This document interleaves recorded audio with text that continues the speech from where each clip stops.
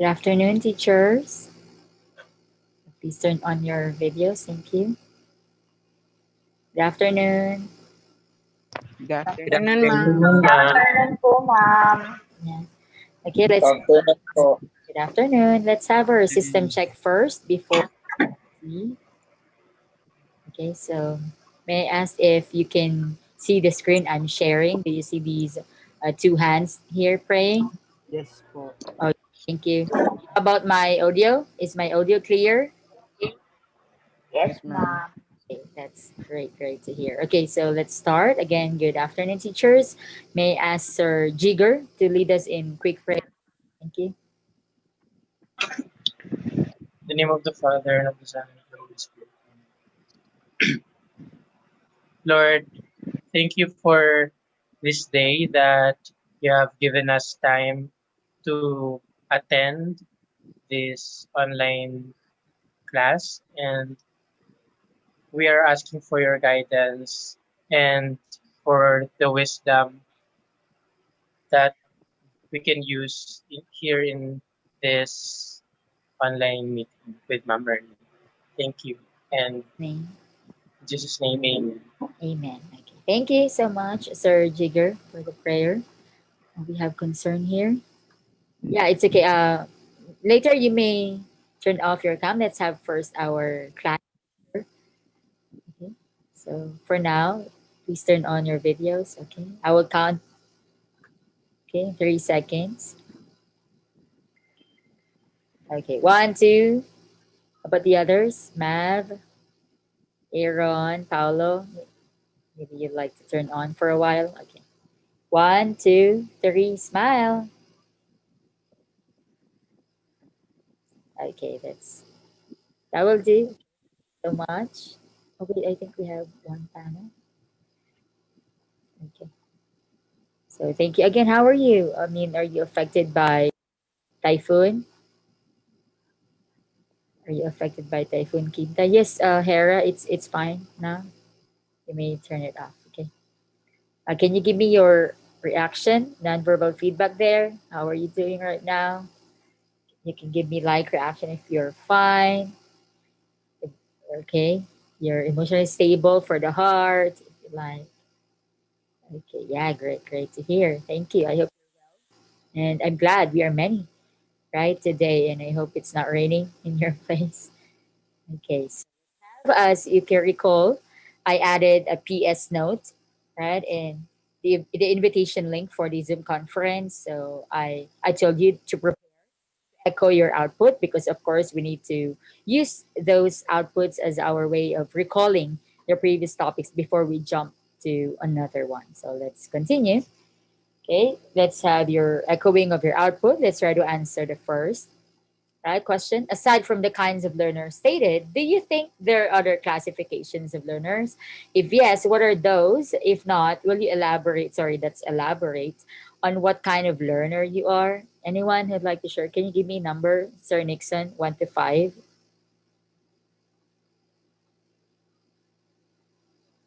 Number 5 po, ma'am. 5. Okay, thank you. 1, 2, 3, 4, 5. Sir Ron, can you still recall your answer?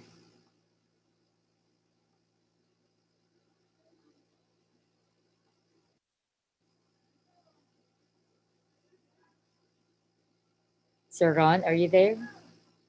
Maybe you're still looking for your response. Also read your responses here. And, Answer the first question. hello, ma'am. Yeah, you're choppy, you're glitching, I think. It's the connection. Would you like to try that again? Your audio is glitching.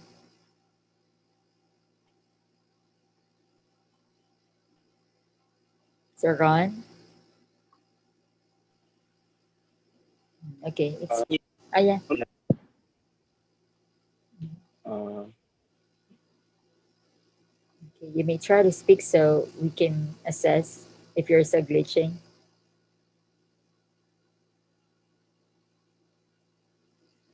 So Ron. Okay, maybe for a while, can try to reconnect. Okay, so may I read from Sir Paulo? Allow me to read your response or answer. Okay, so your answer, you said different people do have strengths and weaknesses. We can be good at talking English, but poor in logical and mathematical reasoning, or vice versa. Bonus if you're good at both. Yeah, correct. That is only in my perspective, because for me, I really hate English, especially writing essays rather than solving mathematical problems. It's understandable. That's why you are in that field or major.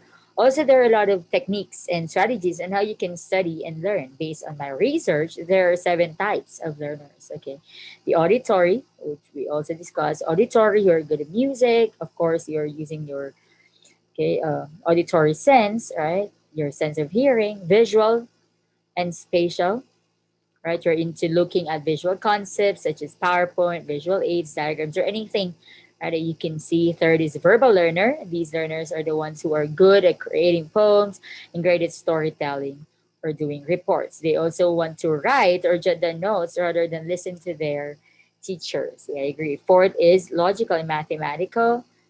Obviously, these are the ones who are good in pattern recognition, problem solving, especially in numbers. Fifth is physical or kinesthetic. These are the ones who like physical fitness, outside activities, and especially common sports like basketball, and volleyball. Six is social and interpersonal. They're commonly known as friendly and good at role playing, right? Historical or literature events. Social learners are the ones who prefer a group setting rather than their own. So they study like by group, review, group study. And lastly, solitary and interpersonal learner. Yeah, when you would like to learn by yourself, so you're not into group study, but only studying alone. In a classroom environment, these types of learners are present, and Paulo said he himself is learning in different approach.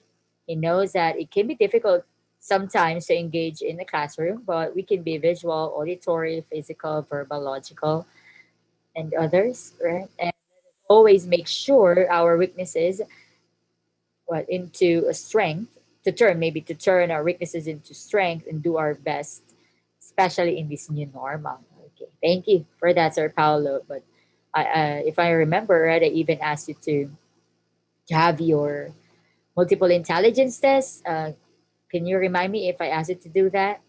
Can you give me like react if I ask you to take the multiple intelligence test to know your. Okay, great, makes sense.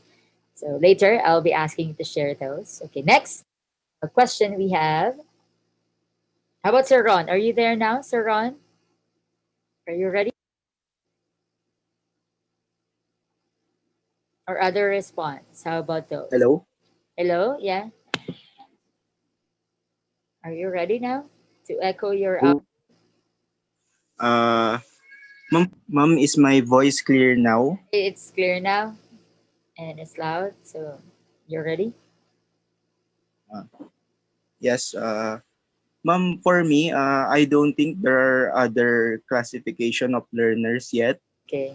Uh, so I'll answer the next part, which is what learner am I? Okay. For me, I am a visual learner because I usually learn by seeing what's happening. And for example, when I study, I always look for examples. Mm. I also look for tutorial videos on some things because I prefer seeing things being done first before I'm able to do it. So there's that. Okay. So yeah, it's very clear, right? When it comes to what resources are available for you that you can easily access, is like what you said, right? Tutorial videos. And yeah, if most of the time we don't run to a person, but rather we run to a device or a website, right? In order for us to learn something, and because you like seeing things instead of simply hearing things. Okay, thank you, Sir Ron. How about next? Do the questions enumerated to improve metacognitive skills help you in one way or another? How is that so? Remember when we had so many questions, right, under metacognition? for you to understand better, like how are you going to apply metacognition in your classroom, in your class discussion. Okay, allow me to read while you are. Please prepare. I might just call you. But for now, let me read from Almira, Ma'am Almira. Okay, Ma'am Almira said, yes, questions to improve metacognition helped me to become an independent learner. It taught me to always ask questions before, during, and after studying a lesson. Wow, that's great news to hear. I learned to reflect and realize on how to correct my past mistakes and improve. It also helps me, right, to make my own strategies, studying smart and effectively, because studying hard is not efficient. I mean, she refers to the word studying hard. Okay, thank you for that. So it's important to assess your learning, right, through asking you questions before, during, and after. Can you give me a number, Mom Love? 1 to 5. Three po. 3. Thank you. 1, 2, 3. Ma'am Jenny Bay, yeah, what's your response here? Or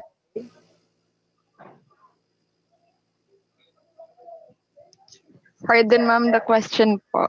do the questions enumerated that the questions we discussed last time under metacognition, right, help you in one way or another? And how is that so? The metacognitive skills help me in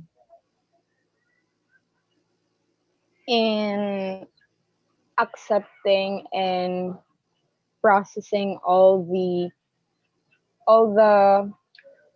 lessons or knowledge that I I gain every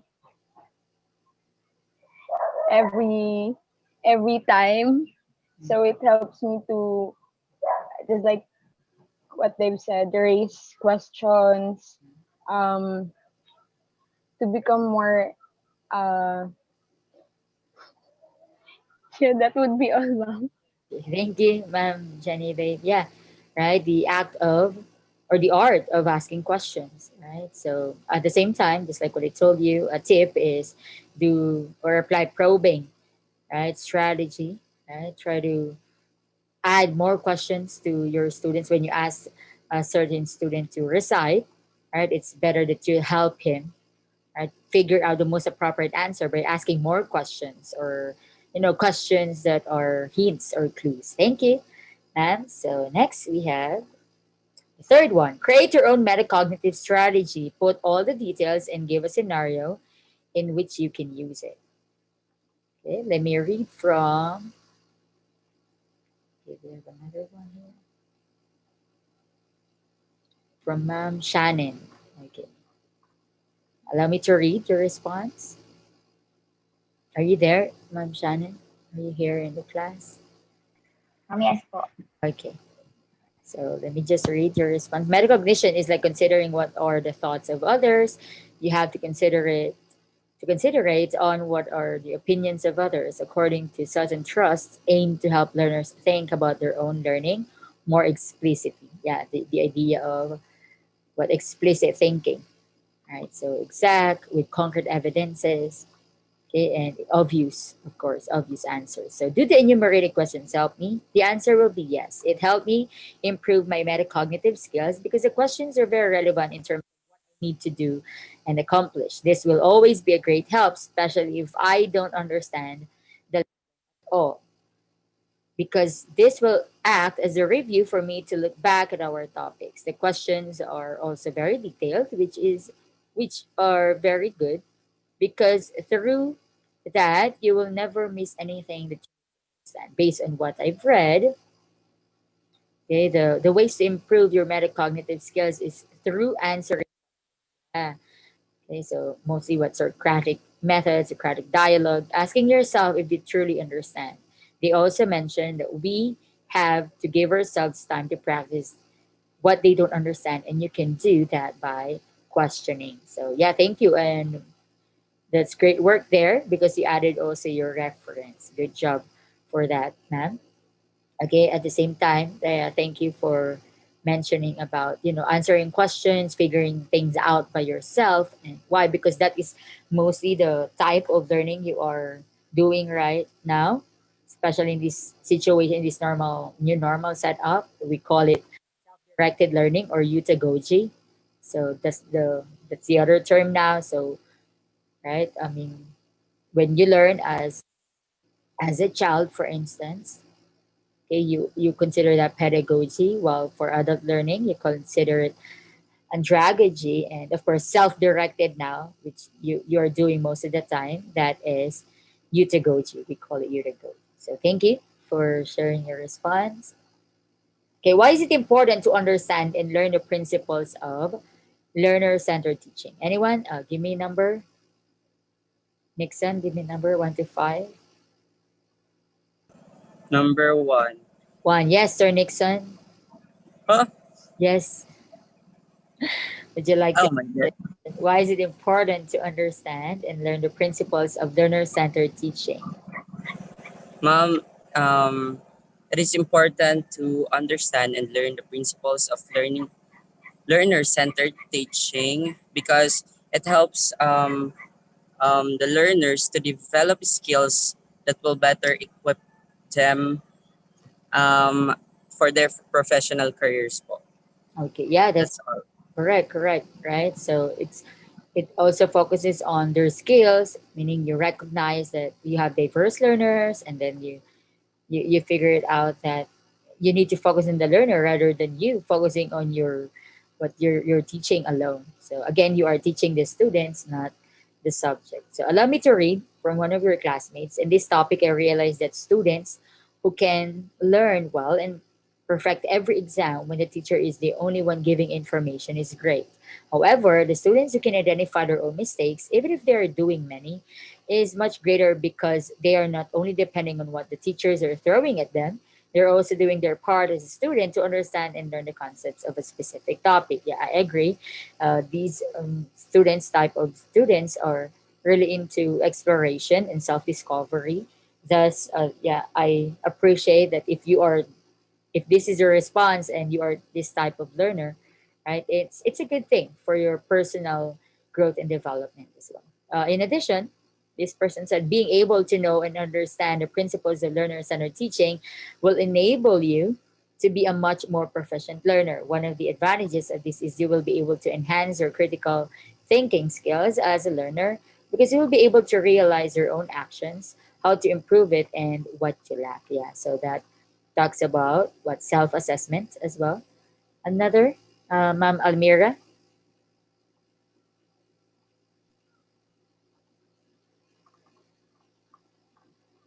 are you there? Yeah, can you echo your output for this question,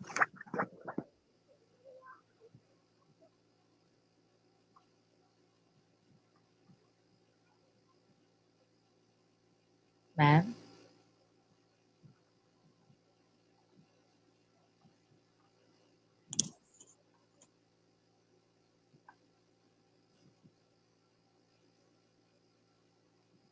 Ma'am Almira? Okay, for now, let me echo another response here. It is important to understand and learn the principles of learner centered teaching because it will make a better understanding of every student's strengths, weaknesses, interests, and such. This can also boost confidence of the students as they can relate to you. Yes, this type of approach may improve participation and retention of knowledge, foster collaborative skills, and facilitates personalized learning. Wow, again, the personalized learning here talks about the teacher, being so, intentional when it comes to the preparation of the instructional material and learning activities or learning experiences during the teaching learning process. Another, yeah, retention, correct. It can also improve retention and yeah, participation. So thank you for your responses. Another, yeah, task is for you to give one scenario or situation in which the principles of each factor are applied to. Okay, so there's one response here for cognitive and metacognitive factors.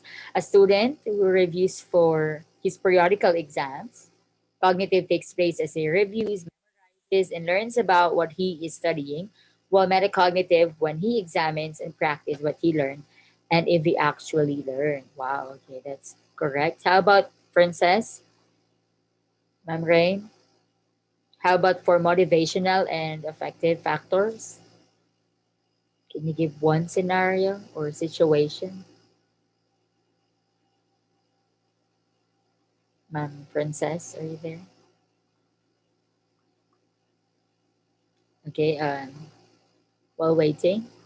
So we also have here a response for motivational and effective factors, a student humiliated by his teacher. So by this, the perception of the student starts learning may get down. And on the other hand, a student that get kindness and positive feedback can have a great motivation about learning. Hence, this approach for motivation can greatly contribute to the emotional factor of both students. Okay, that the study input and output of the students. Yeah, so if you can see, right, I mean, as a teacher, your the role that you're playing here is very crucial, right, in nation building, especially in transforming the next generation, because it's either you break or make a student. Okay, let me read from other student. So for another response from your classmate for developmental and social factors. And this factor interaction is the best way of learning. Yeah, from of course from social factor. We all know that there are different types of learners, and some of us what, need guidance to learn. A real life situation I can connect to this is my own experience where our teacher gave a series of activities we need to answer and comply. But after giving all of the problems, he told us that we could work collaboratively so that we could help each other. Okay. So is anyone who can remember if this is your response? Would you like to share what happened that time? Were you able to to accomplish it individually and then later on you realize that you can work collaboratively? Who owns this answer? Anyone? Okay, maybe you can't recall, or maybe the person is not here. Another, for individual differences, a factor, we have each of us is a unique individual. We have different ways and how we learn, and even strategies on how we'll study. Right? Assessment is one of the ways where learner is learning in his own way. But all factors, including difference in culture and social backgrounds, must be applied in giving assessments. An exam, probably, right, good to assess this, and it will show is good to assess this, and it will show if the learning strategy is helpful or not. So I hope you're familiar with group differentiated tasks as well. That is part of your LP, right, on your application for the 4A's. Is a third. Yeah, that's 1A. That is okay. It's okay, love. Okay, and in that way, you need to design group differentiated tasks. That's why maybe you can recall the demo teaching with pre-service teachers with your when you were still a student, and then you have pre-service teachers, and usually in their demo teaching they prepare group activities that will ask the learners or a group of students to elicit performance in different ways. So for example, group one, okay, you present your poster. Group two, role play. Group three, okay, those are group differentiated tasks that actually, okay, that actually, fall under this. It falls under this individual difference factors. Okay, anyone who'd like to share, okay, your response here, for instance, or who'd like to share your top three multiple intelligences? Give me a number, Ma'am Love. 4 po. 2, 3, 4. Juveline, are you there, ma'am? Ma'am Juveline? I think I lost you. How about Ma'am Lynn?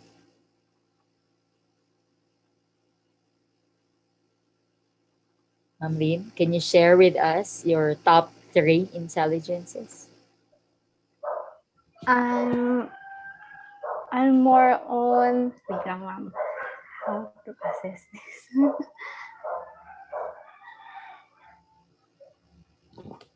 Did you take the test?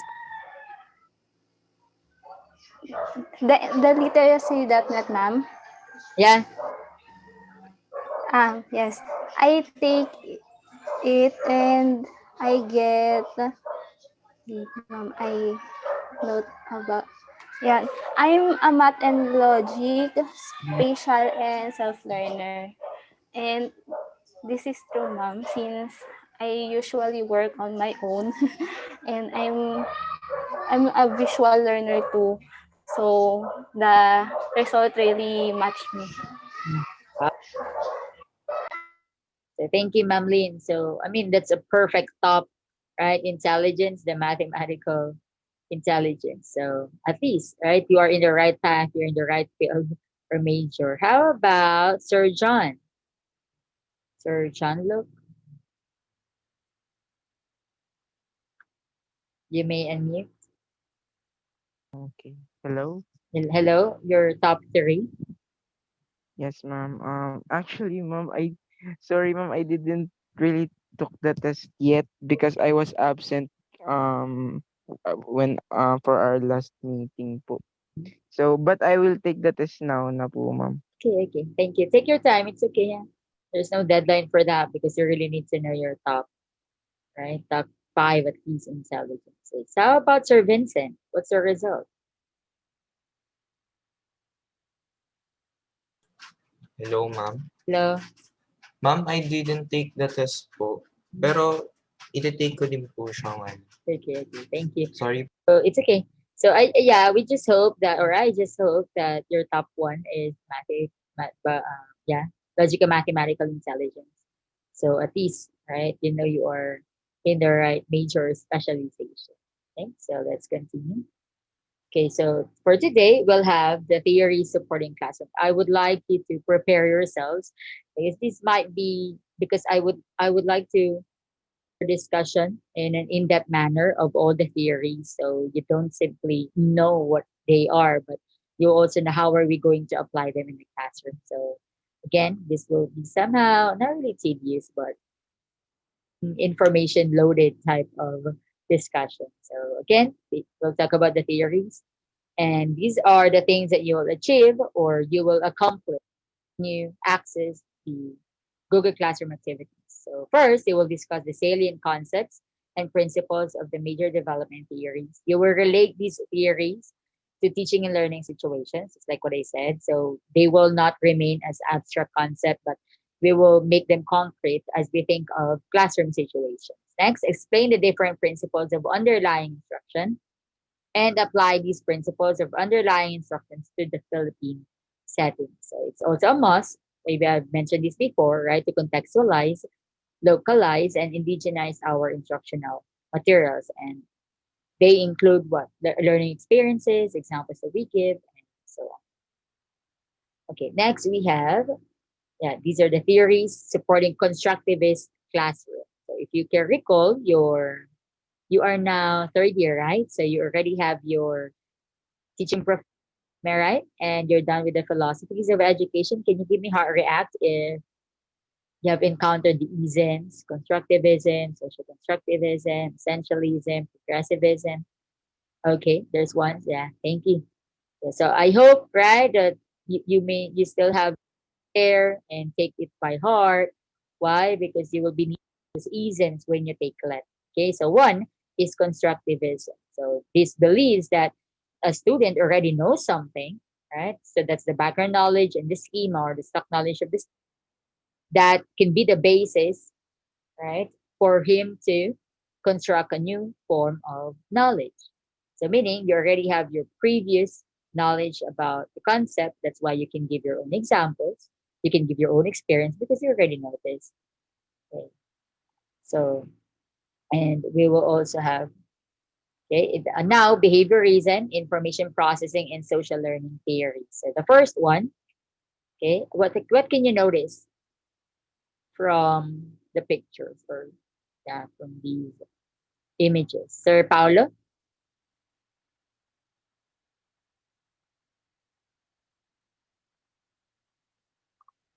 Sir Paulo, are you there? You may unmute. Would you like to share with us what you can see or what you can notice from the images? Yes po, ma'am. Mhm. More on ano po, more on sa mga bata pong naglalaro po, ma'am. Okay, yeah, great. Thank you. Nice observation. Yeah, they're playing, some are fighting, some is sad or mad, right? So technically they talked about behaviorism, all right, the behavior of the student. So it's we can say that it's an observable behavior among the learners, right? Especially for young learners. This theory, behaviorism, talks about the stimulus response connection. So you have a stimuli, right, or a certain stimulus, and what is the response. So later we will dig deeper on, you know, your past experiences. Okay, so here learning is a result of environmental forces. That's why you tend to have reactive adaptor. Okay, and of course, as the person, for example, you are the response, right? That talks about classical conditioning. Later, we'll dig deeper into that, and operant conditioning. So the proponents are Ivan Pavlov, Edward Thorndike, John B. Watson, B.F. Skinner, right? And let's now talk about classical. Okay, the conditioning, this one. Okay, so who among you are familiar with the dog experiment by Pavlov? No one? Okay, so as you can see in the picture, we have situations like before conditioning, during conditioning, and after conditioning. So for a certain behavior, right, to continue, usually we give the upper one stimulus, right, to a learner for us to receive the right response, okay, or for the student to give you the right response. For example, during before conditioning, you have the unconditioned stimulus, meaning you haven't done that before, so meaning it's not yet conditioned, right? That the dog will salivate. So unconditioned response is the salivating of the dog. So whenever the dog, again, this is unconditioned yet. For example, this will be the first time, right, that you'll do it, since right the dog usually salivates when he sees food. Usually, original image for this is the meat, for example, but this one is dog food. Okay, so the unconditional response of the stimulus. So the response is the salivating of the dog, and the stimulus that triggers, okay, that triggers the salivating is the dog food or the meat. Right now, you would like to, to condition. Right, so you'll try to use neutral stimulus, but okay, you'll see that there's no responses. So, for example, you'll try to ring the bell. Okay, but the bell is not yet conditioned that it refers to the dog food, right? So that means the dog doesn't know. Like, what are you doing? Why are you playing with the bell? So he doesn't know yet. So there's no response. Okay. While during conditioning, is now your experiment. During conditioning, okay, you try to incorporate the ringing of the bell with the food. So food plus food is another what stimul. These two are stimuli now, and therefore the unconditioned response, still unconditioned, right, is the salivating of the dog. So you notice that when the bell rings, right, he sees the food. Therefore, at least there's the food. That's why the unconditioned response still salivate. So now, after conditioning, you can see now that when the bell rings, because of this situation, can you see my cursor? Or can you give me a like or act? Okay, so at least you can follow what I am demonstrating here.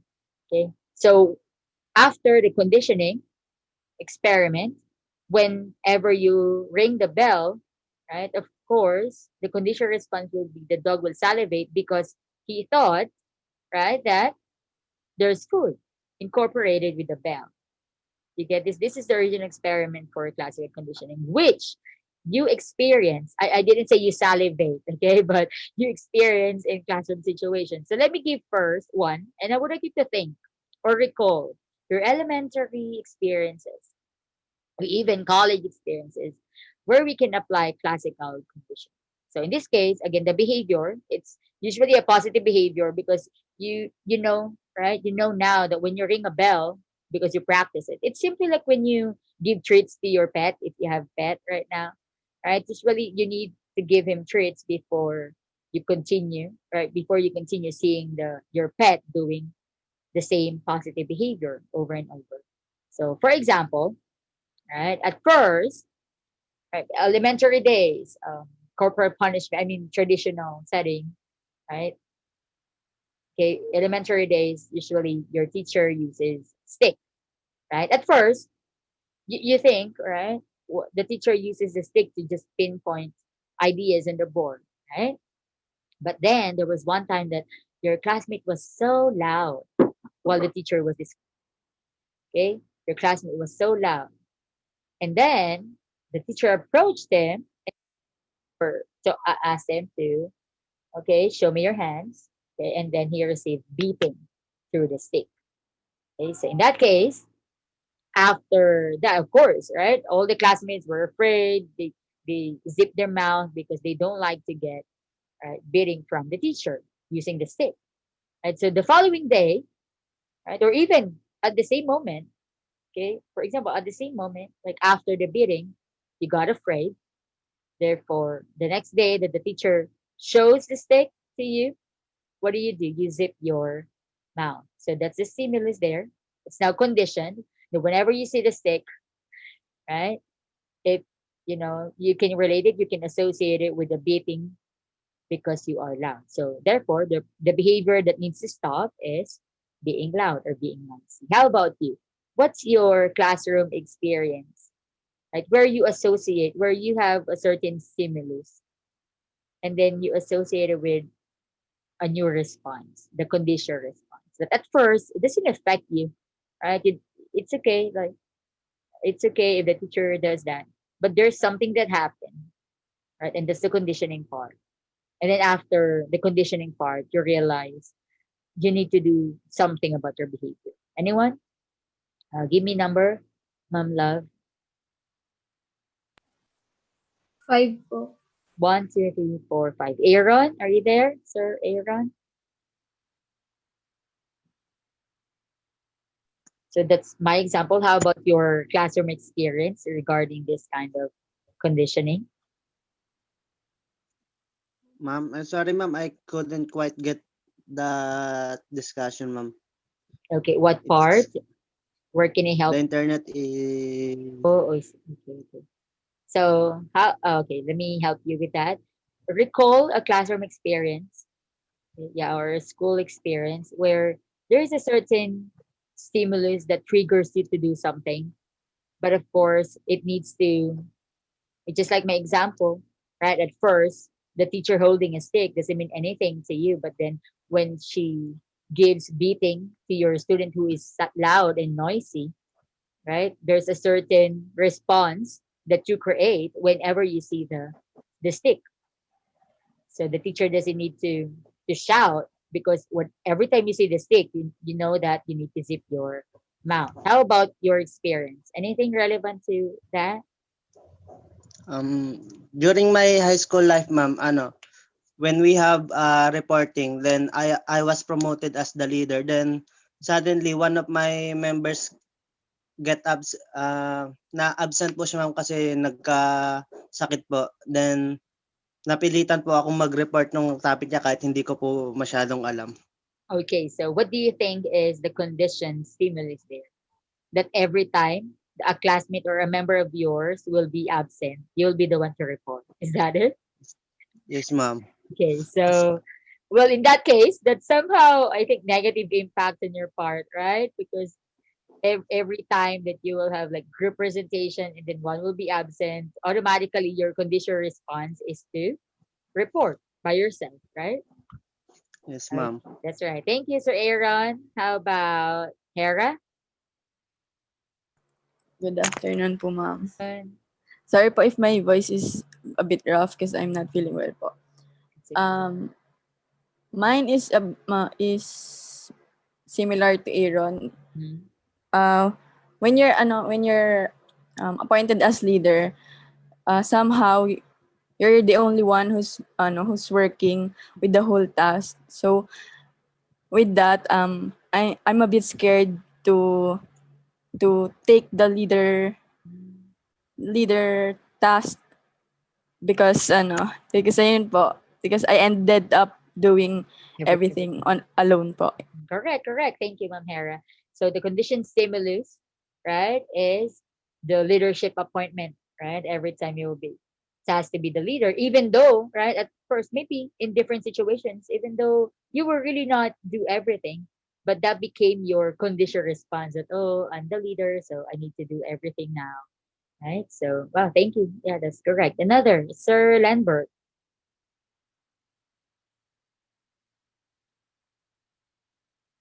Sir, Hello, ma'am. yeah, hello. I think the best example that I could give to this is when I am at work. So the fear of having low stat when your a call quality assessment have been done Mhm. to one of your calls. So because that would be a downgrade for my performance for the rest of the month. Okay, so what's your conditioned stimulus there? The fear of having a low stat Okay. or low Oh, score on the call. okay. Okay, yeah. And then the conditional response is for you to do better. Is that Yeah, to do okay? better on the call and apply all of the what you call this, apply all of the coaching that your superior and or your TL have teach you or you've discussed. Okay. Thank you, Sir Len. Yeah. That's one. Sir Jigger, you raised the hand. Yes po, ma'am. Yes. What's yours? Um, During my elementary days, of course, there's a bell for a signal for recess time, Right. and and at that yung parang tuwing nagbe-bell, every time that the bell rings, I always think of only recess. Yeah. But when the time comes na there's an earthquake drill, Yeah. I didn't know what to do because maybe I don't listen to my teacher that there will be an earthquake drill, and so I go out of the classroom when the ring bells because I thought it was a recess time. Ah, okay. Uh, Let us, yeah, correct, Sir Tigger. That's a perfect example. And we can relate that to us PUPians, right? In college, at yes, yes, typically, when the bell rings, it means what? Class suspension. So, right, it's always like that. Or just like what you said, earthquake drill. But most of the time, right, when the bell, because it's really iconic at PUP to ring the bell like that, it's not anymore break time because we have different schedule. Rather, it's about what class suspension, whatever the cause, right, is, but it's a class suspension. Okay, great. And then, or sometimes it's the shouting, right? It's the shouting. Usually, yes. I will hear a loud voice and a class who is shouting, and then Oh, it's suspended. yeah, and then, but I mean, really looking at the source of the noise, we realize that they're simply doing activity or classroom activity. So it's not really, class suspension. But normally they shout or you shout, right? And Yes. usually they come from a different college or floor. Then you're just like, what's happening? Is it suspended? But sometimes it's simply about their classroom activity. Thank you. Yeah, that's a good example for a classical condition. Thank you. Another one. Ronally. This is Ronally. Hi. Hi. So I don't think if it will be an example of conditioning, but whenever sometimes when I'm in class and yesterday will be an exhausting day for us. So sometimes I'm not aware if I'm already sleepy in the classroom. So my signal for that, if the teacher tones up or volumes up his or her voice, I will take time to focus on the lesson. Yeah. So that po. Yeah, I get that. Yeah, that's one also. Right? Usually, right, if the voice of the teacher at first is somehow, um, very soothing, right, to the ears. So to the point that you lose your attention. And then suddenly, right, she will change her tone of voice and she will speak louder than before. So you realize, I think I need to focus here. I think she's emphasizing right a point. How about who among you? Okay, just give me a reaction of haha. Okay, who among you experience to always feel nervous every time you see your teacher walking to your room holding pile of papers or bond papers and then thinking, oh, we have exam, but she didn't announce. But in reality, okay, yeah, right? You thought, ma'am, do we have exam? You didn't announce anything. It is surprise quiz. But normally, because maybe you experienced that before that there's really an exam or surprise exam, right? But not all the time, right? That they are exams. Maybe they're just handouts. Right? Okay, ma'am, Jenny, babe, you raised your hand. How about your example?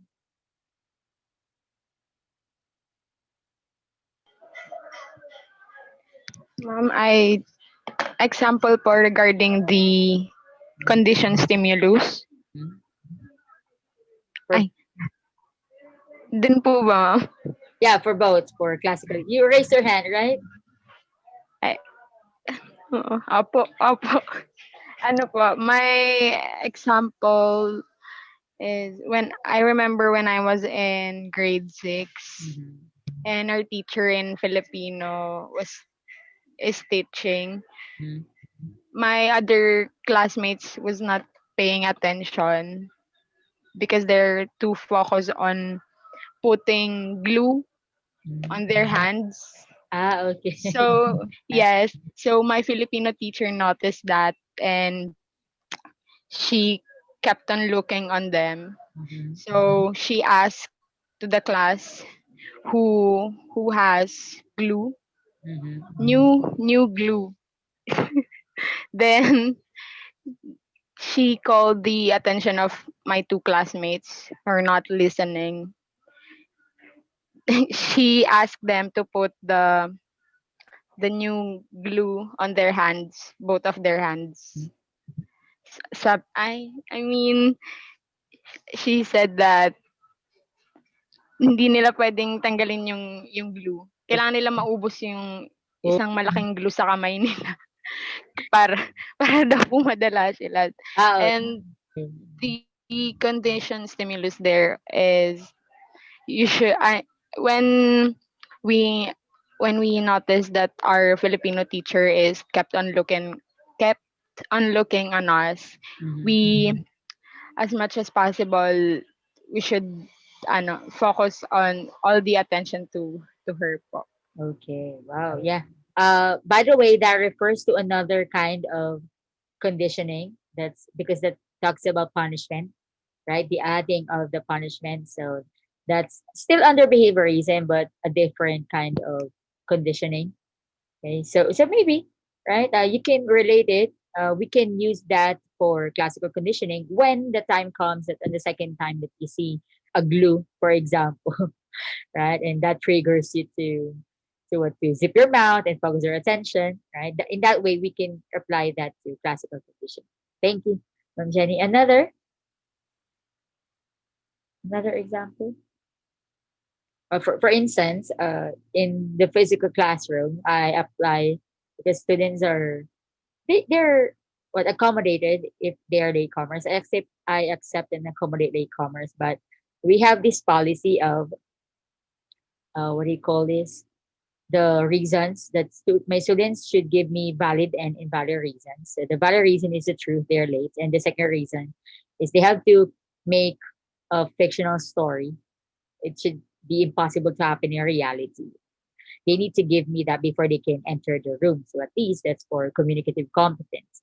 And so the condition stimulus there is when they see the time and they're still not in my front door, right? They're still not in the room. So that means they're late. So that's and the response, the conditional response is they have to think fast of their valid and invalid reasons, or else, right? I will not accept them in the class. So it's just a way also because you're already late, so you have to entertain the class with your fictional story, and that's also an opportunity for you to get married to whoever celebrity you want to get married because of that story. So in that case, that's the condition. Stimulus and response. Okay. So I hope that's clear. Can you give me a heart react, or if that's clear? If it's not, give me haha react if it's not clear. So we can give more examples. Okay. Wow. Majority gave heart and like. Okay. Thank you. Next is the laws of learning by Edward Thorndike. Have you encountered him in your other courses, professional education course? Not yet. Okay, so for Edward Thorndike, he introduces to three laws. We have law of readiness, law of effect, and law of exercise. So let's start with law of readiness. So this law talks about that students learn more quickly as they want to learn. And in comparison, students have a hard time to study if they aren't interested in the subject. So who among you, give me a react if you experience that your teacher asks you to read, right? A reading material, for example, a literary piece, and you're not in the mood to read. So no matter how many times you read it, in that instant, you can't understand it because you are not ready for it. Give me a react if you experience that. Okay. So yeah, majority experience that, right? So yeah, this law talks about that you need to be prepared first.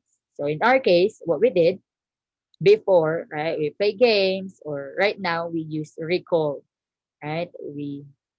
I set your mood, I prepare you for this discussion, right? By recalling your outputs, by recalling the discussion previously.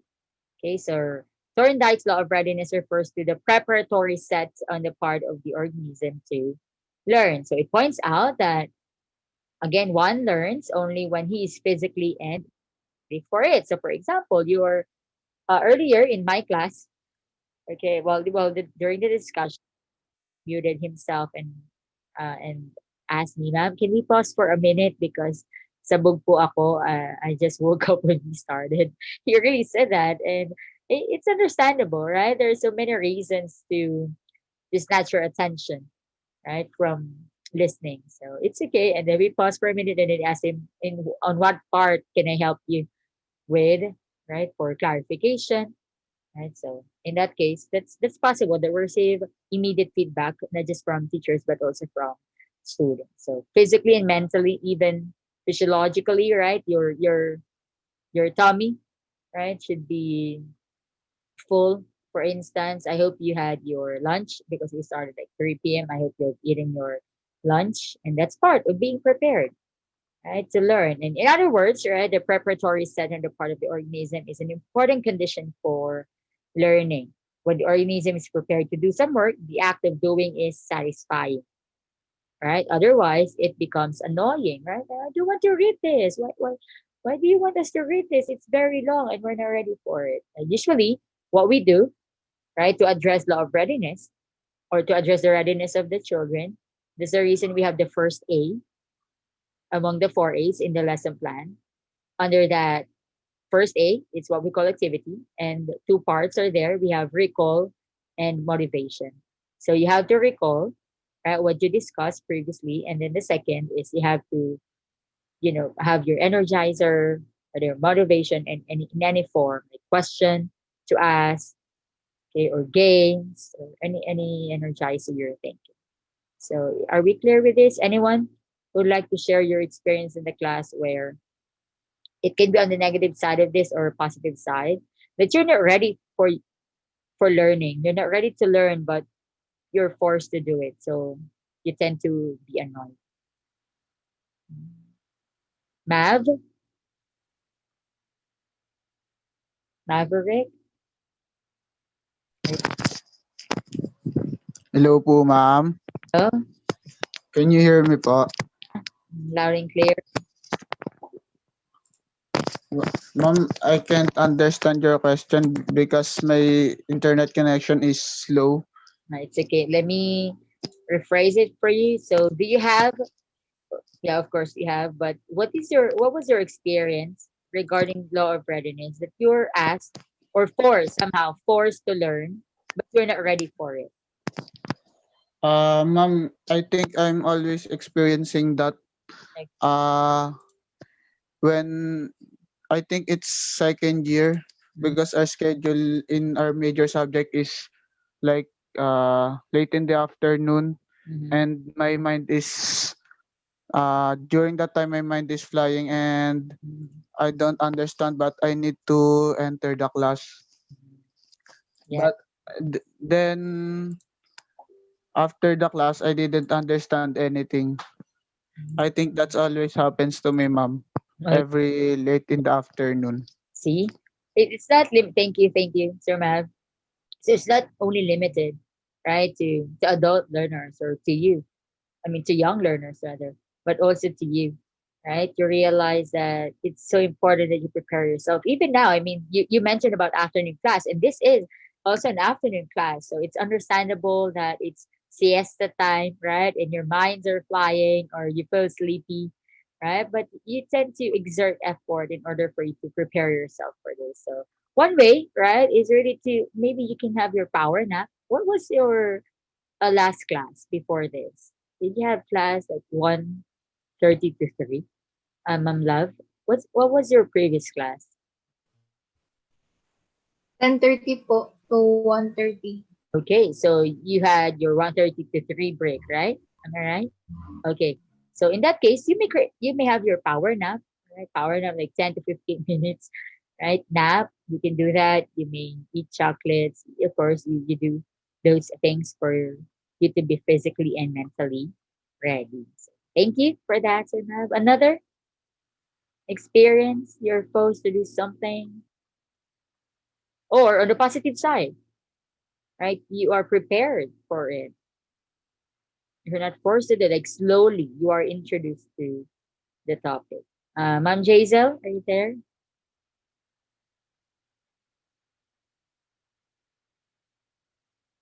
You may unmute, yeah.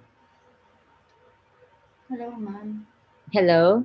How about on the positive side, your teacher prepared you physically and mentally to do something, and you're ready for it. Ma'am, I I have negative and positive po, ma'am. Oh wow, okay. Share it. So, sa negative po, when I have when in kapag po yung first menstruation ganun, parang Mm, wala po, parang we are not on the mood to do something. I agree. So, that time our teacher gave us some activities, and I don't feel like I am absorbing Mm-hmm. the lesson that she uh she lectured to us. Mm-hmm. And the positive naman po yung after po kasi yung after po ng red days, Mm-hmm. parang nafi-feel po ng mga girls na ano sila, active sila.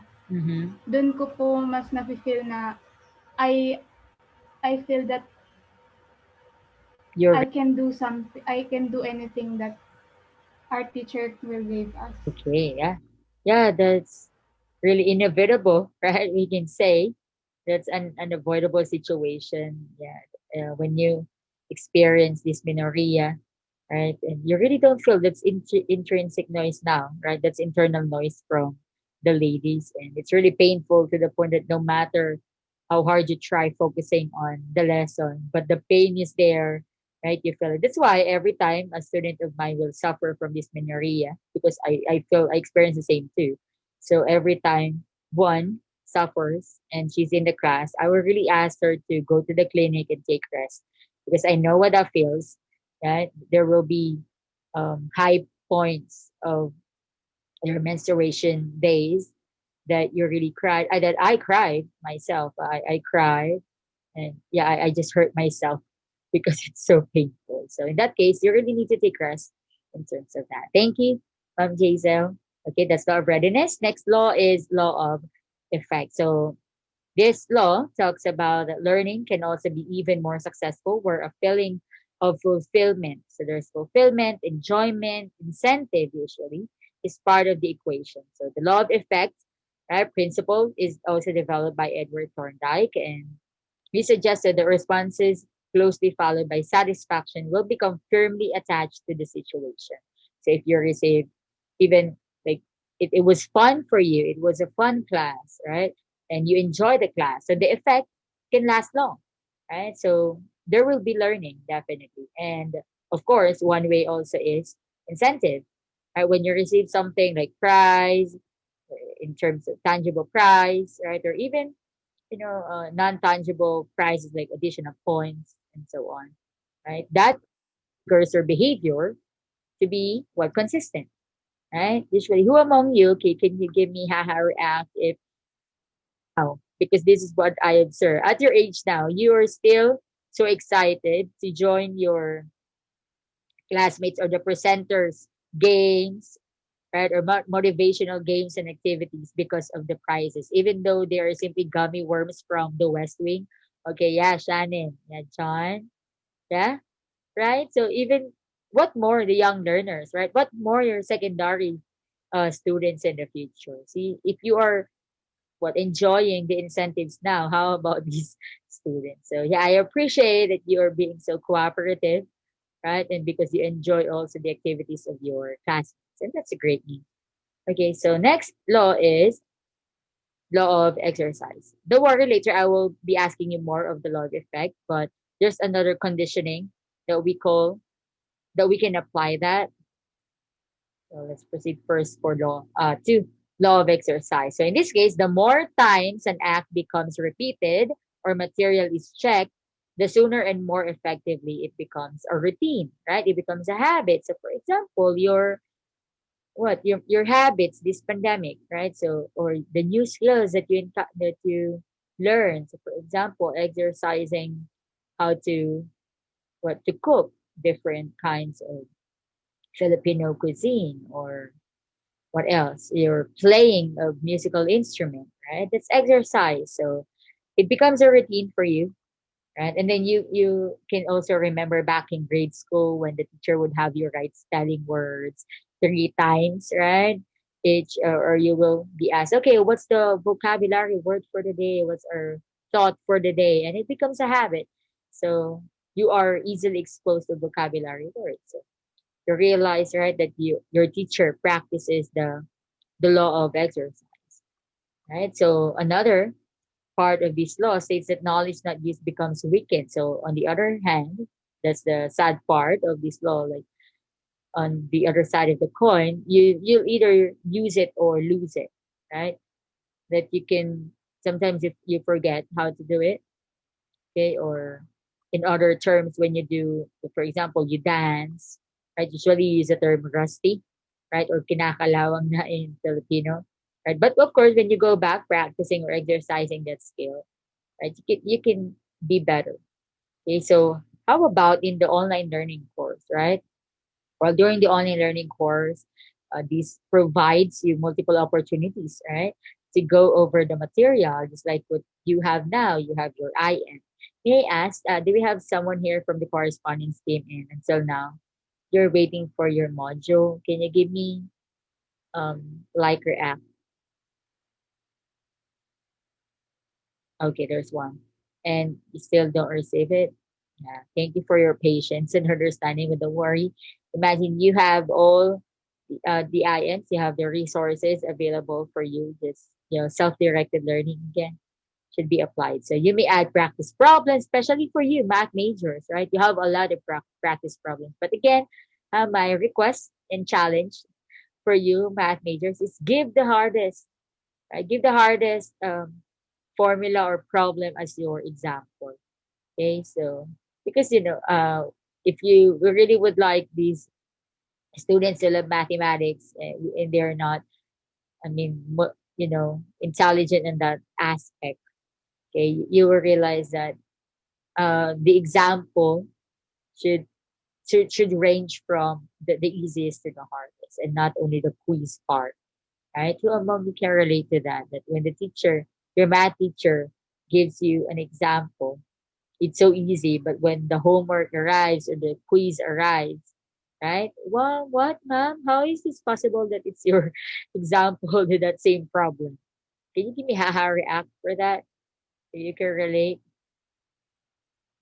Okay, yeah, Ma'am Lynn, Ma'am Shane, right? So that's my challenge since you will become math teachers, right? Your future math teachers. So my challenge is give them also, right, a complicated example, right, when you discuss things, not only during exams. Okay. So next, yeah, the operant conditioning. So this also talks about the stimulus response theory, but this time with the presence of punishment and reward. So in this case, right, specific consequences are associated with a voluntary behavior. Okay, the original, okay, experiment for this is still rat, but it's in a maze. Okay, so the rewards introduced to increase the behavior is the cheese for the rat.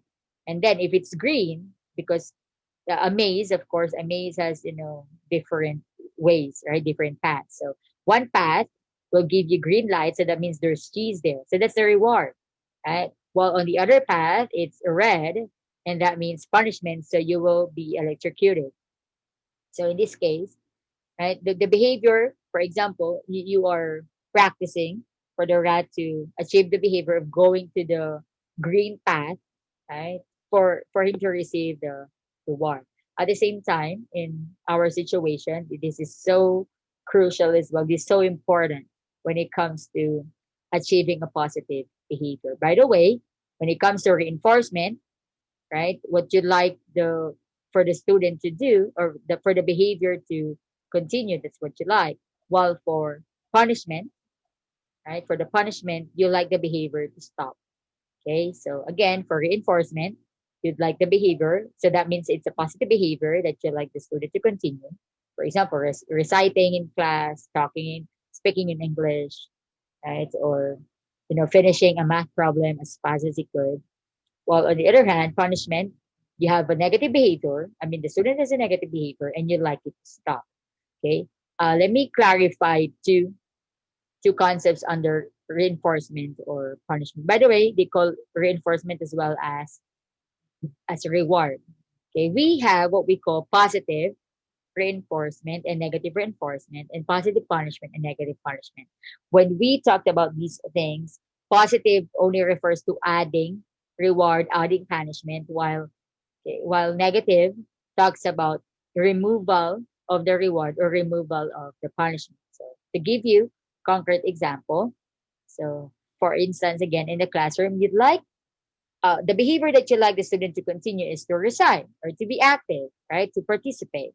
So the positive reinforcement that you'll do is to give chocolates, prizes, right? But in reality, we can sustain that. You cannot sustain, right, giving tangible rewards or incentives to your students just for them to recite. And, right, that is where the negative reinforcement enters. It's not really negative in a sense of being negative, but it talks about removal of the tangible chocolates, candies, prizes, chips, and all those sorts of incentives, right? But the behavior still continues. Uh, did you get that? Can you give me heart react if you get that idea? So even if you remove the chocolate, because again, that cannot be sustained, right? Especially if you're a public school teacher and all the time you'll give them honey or what sneakers, so that's not sustainable, right? So still, once you, it's simply a practice as well here, right? There's still, consequences of their actions, and there's still stimulus and response. There's still, right, the presence of stimulus response learning. So once you have conditioned them, okay, I can see that they are still reciting, even though I'm not giving them rewards. That's a good thing. You have achieved the behavior that you like them to possess or exemplify. On the other hand, we have punishment, positive punishment and negative punishment. So, for example, right? So, yeah, for example, you're so loud, and before, yeah, the corporal punishment is there, or at least let's just apply deduction of points, right? So that's the additional punishment that you're going to get, right? Therefore, you will stop being so loud because you will receive deduction if you do that, okay? While the removal is, you will remove it, you will remove the punishment of giving deduction, right? But the negative, the behavior already, what I mean, yeah, still stop because that's a punishment. So, for example, another example is that the green ball pen. I usually ask my students to bring green ball pen because we use that for assessment, checking, right? And if they don't have green ball pen, they will receive -1. Whatever activity we're doing, they will receive -1. So in that case, again, the stimulus, right, is the green ball pen because the response would be right, again the deduction. So the positive punishment there is when I give them deduction -1. Okay. Because what I would like them to do, the behavior that I would like them to change is, to bring their green ball pen because I don't allow red ball pen in the room because it creates a different, mental effect to the learner. While the removal of that is I will remove deduction, but still they will use green ball pen in checking because they practice it. Okay. Again, can you give me how react if you get that? Or how about a volunteer to give another example? Again, we give punishment for a negative behavior to stop. So whether there is the adding of punishment or removal of punishment. So for example, maybe you experience a bit pressure by your parents when it comes to getting high grades, maybe, right? Therefore, you tend to become grade conscious. And then this one, I remember, I've seen a post on Facebook with a student with all the modules there. Maybe you've seen this too. There are modules everywhere on the table, and then there's 500 peso per module. Who among you have seen that? Can you give me haha react if you see that? Yeah, thank you. Okay, Ma'am Almira saw it, Sir Vincent, and Chrysostom. Okay, so for every part, or maybe chapter of that module, right, there's 500 peso. That's the right incentive there, right, for you to do it. Right? So, however, once that's already conditioned, there's no need for you to give 500, right? Because the student realizes the need to accomplish the module. That's it. Okay. So, can anyone give me one example for reinforcement or another or punishment, whatever you like? Um, Aureliano, Sir Ed, Sir Eduardo, you may unmute. Can you give me your okay? Hello po, ma'am. Can you give me your for reinforcement or punishment? So, ma'am, pag for example, a child, got bruises and, yung madungis. Pag ganun. Tapos, yung magulang mo ang gagawin, sasabihin, pag umuwi ka pa ulit ng ganyan, papaluin kita. Tapos parang pumapasok na siya sa isip na hindi na siya magdudungis, parang ganun, ma'am. Okay, that talks about that falls under punishment. Okay, because there is a negative behavior of being dirty, right, or filthy. Yeah, being dirty, and that's a negative behavior that you like him to change. So in that case, the beating again from the parent, that is the punishment. We call the positive punishment. While negative punishment enters when you say that he realizes he doesn't want to get beating. That's why he will not be dirty again. So yeah, that's correct. Another one. How about Ma'am Almira? Another example for this. My example po is about negative reinforcement. Okay. For example po, when the child gives you a tantrum because she wants to watch a television while eating, and you told the child not to watch the television, and then she continues to, acting out behavior, scream. So in order to stop that behavior, you let the child what she wants to do. Okay, thank you. Let me correct that, Ma'am Almira. I think you're referring to punishment. Okay. You're referring to punishment because that's a negative behavior that you like that you like to change. Okay, so again, Yes, ma'am. if we are talking about, then forget that. Huh? If there is a positive behavior that you like to continue, you give reinforcement, right? While if the behavior is negative, just like that, watching TV while eating, and that's a negative behavior, so you give what punishment, either negative or what positive. Okay, so again, don't be confused about the positive term and the negative. They only talk about the removal and adding of the reward or punishment. Focus on the behavior, right? Focus on the behavior. Is Okay it po, ma'am. positive? Yeah. Thank you, ma'am. Thank you po. Positive or negative? That's the time you give positive reinforcement or negative reinforcement, positive punishment or negative punishment. Last one. Sorry, I want more. Nixon, Sir Nixon. Hello, ma'am. Your example. Ano po? For example po, for rewards po, my from my personal experience po, my mom told me that if I do this task, I she will buy me some stuff po for the school po, like I'm helping our ano po, our master chef. Ano po tawag doon? Master. Ma'am, yung nag-ano po, nagluluto ng tinapay, yung ganun po. Okay.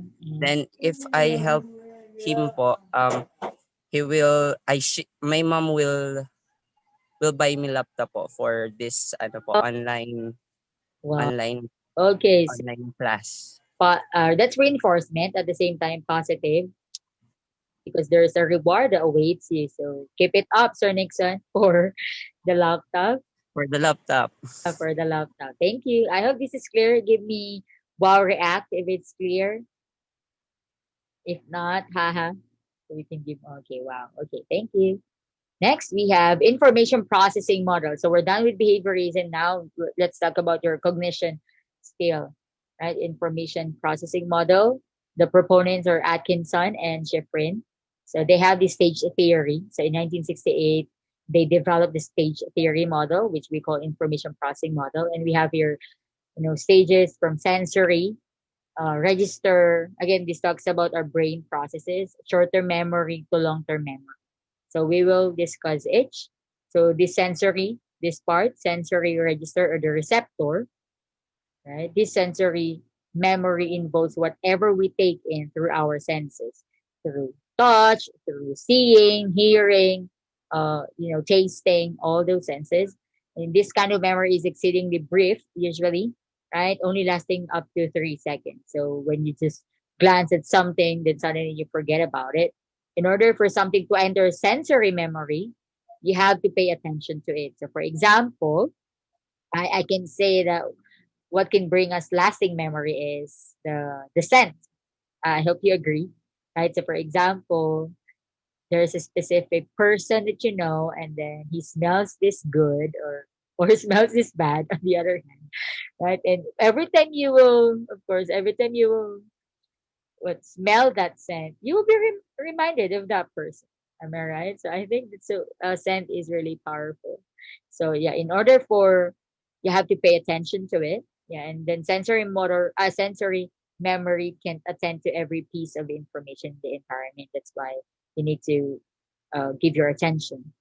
And also the sensory register filters, right? It filters out what it deems irrelevant. So if that's so important, you will not take notice of that. Okay? And it only sends what seems important to the next stage, which is the short term memory. So let's proceed. So for the short term memory, okay, after the sensory register, you send something, okay, we'll now go to short term memory. This is now your working memory. There are interesting feature and there's a known pattern. So for example, what do you see in this image or picture? What do you see here? Can you see the two images that I can see, or you can see only one? May I ask one? How is this? Jevin, what do you see in the picture?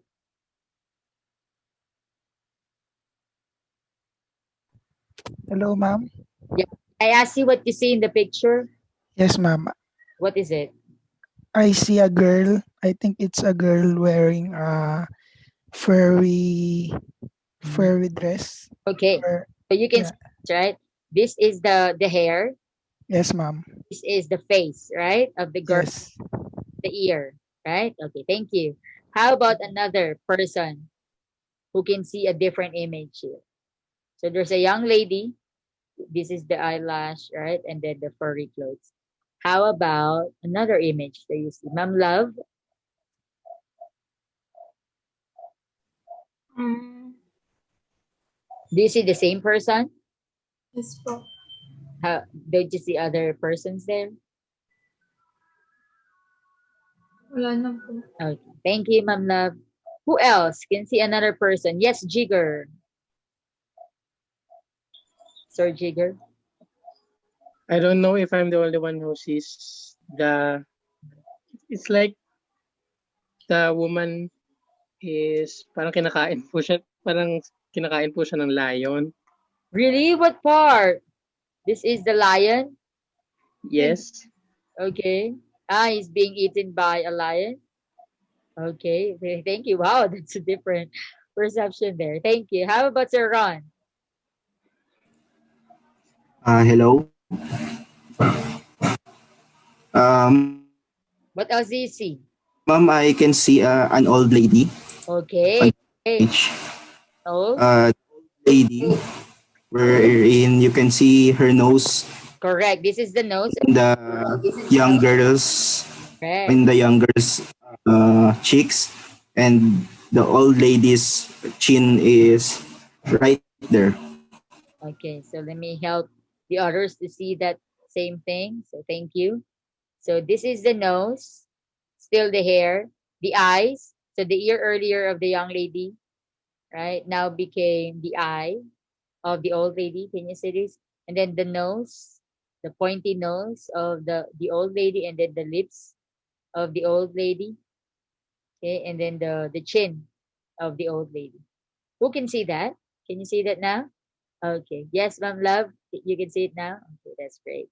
So you can see two faces here. So this now enters your working memory or your short-term memory. So short-term memory is also called working memory or conscious memory because you are being aware that you can see, right? You are conscious that you have to internalize that what or interpret the image that you are seeing on the screen. That's not only young lady. I can see another image there. So it's a good thing that you can see that. And that relates to what you are thinking about at any given moment in time. It's also created by our paying attention to an external stimulus and internal thought or both. That's why, right? It's now retaining there, okay? Because you are paying attention because you need to see another image there, not only one image that everybody sees. So it also will initially last somewhere around 15 to 20 seconds unless it is repeated.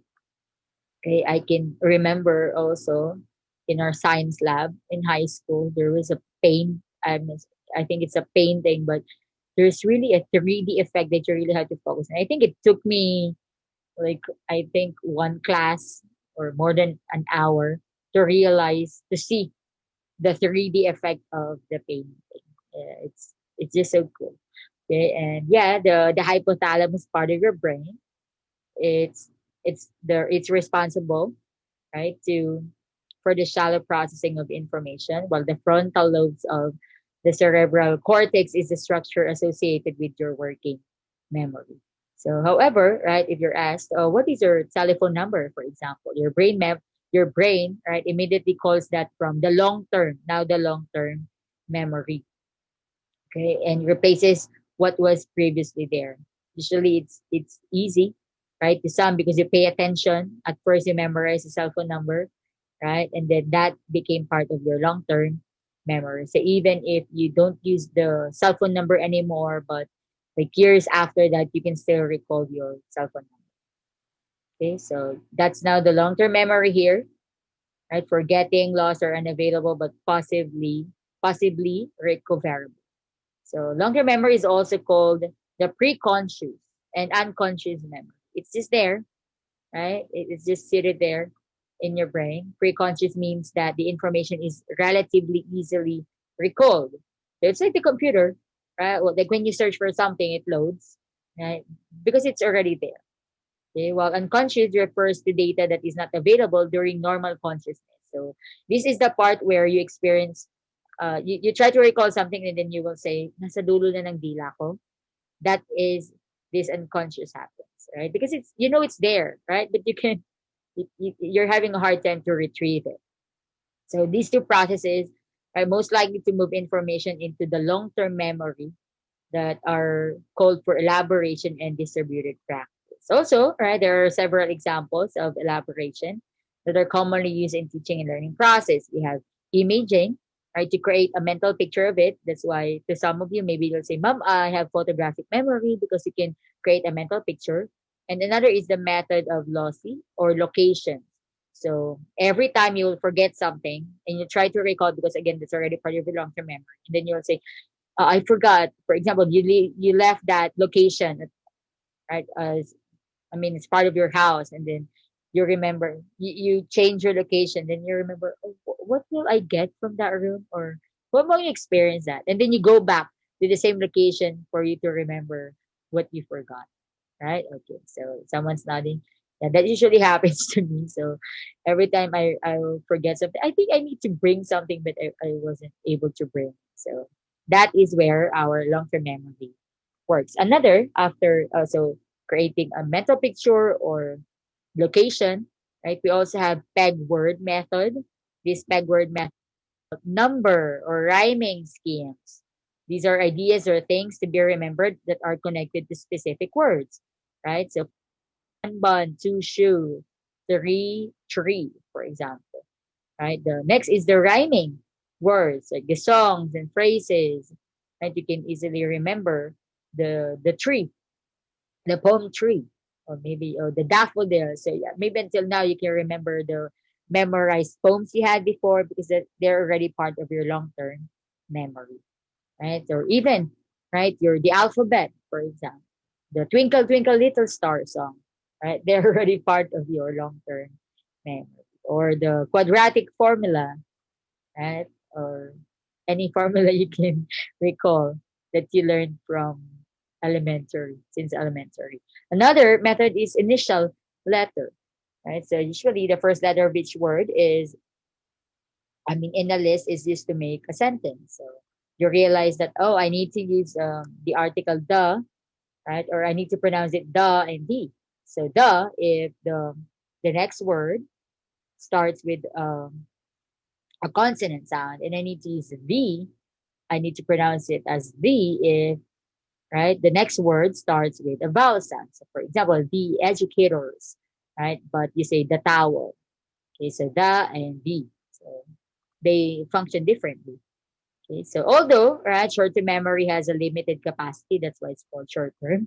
The capacity of long-term memory is thought to be limitless. So several different types of information are encoded and organized in long-term memory. And our brain is also somehow, or most of the time, compared to a computer as well, that it's already there. I mean, we can really say, but it needs, since you have a lot of files there in your brain, right? It takes time for you to retrieve it, just like the computer.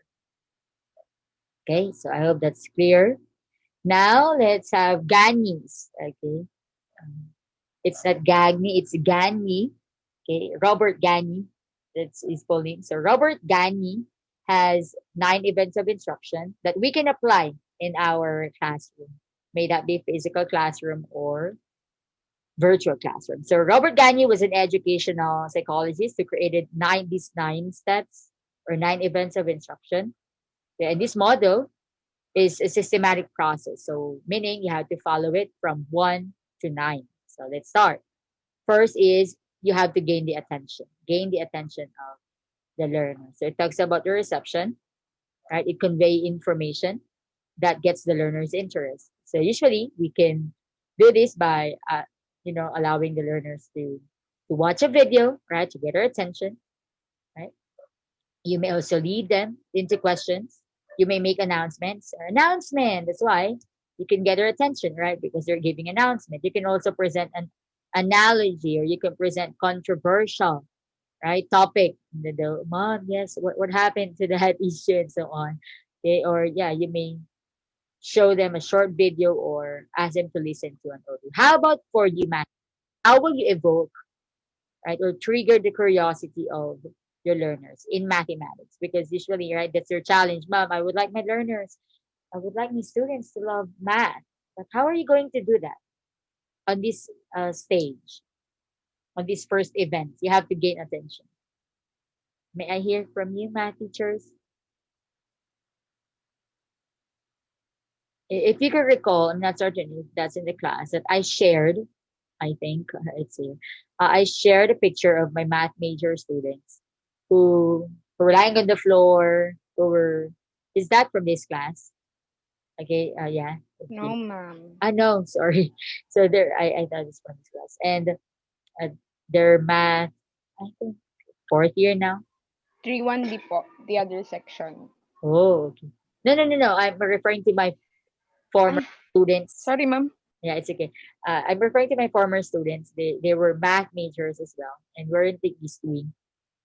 And I evoke their, their curiosity. I prepared them by giving a total physical response kind of activity. So I give them a problem, a mathematical problem. Of course, I search for the answer because I'm not a math major. So I prepared it, and then they have to give me the answer. That's simply a motivation kind of game. That is how you're going to use this for this event, gaining attention of the learners.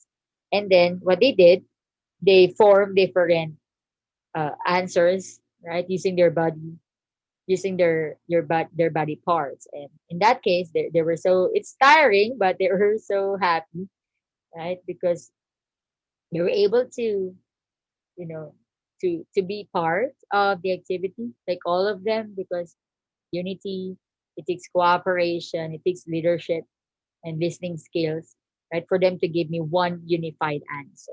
Because they can't simply show it to me like, okay, you have to write the number. No, they need to form it using their body. So on that day, it's a very special day that they aren't required or encouraged to wear academic uniform because they're fond of wearing academic uniform and announce beforehand that on this day they have to wear they have to wear their most comfortable shirt or pants. So in that case, it became like theater style, but solving mathematics problems. How about you?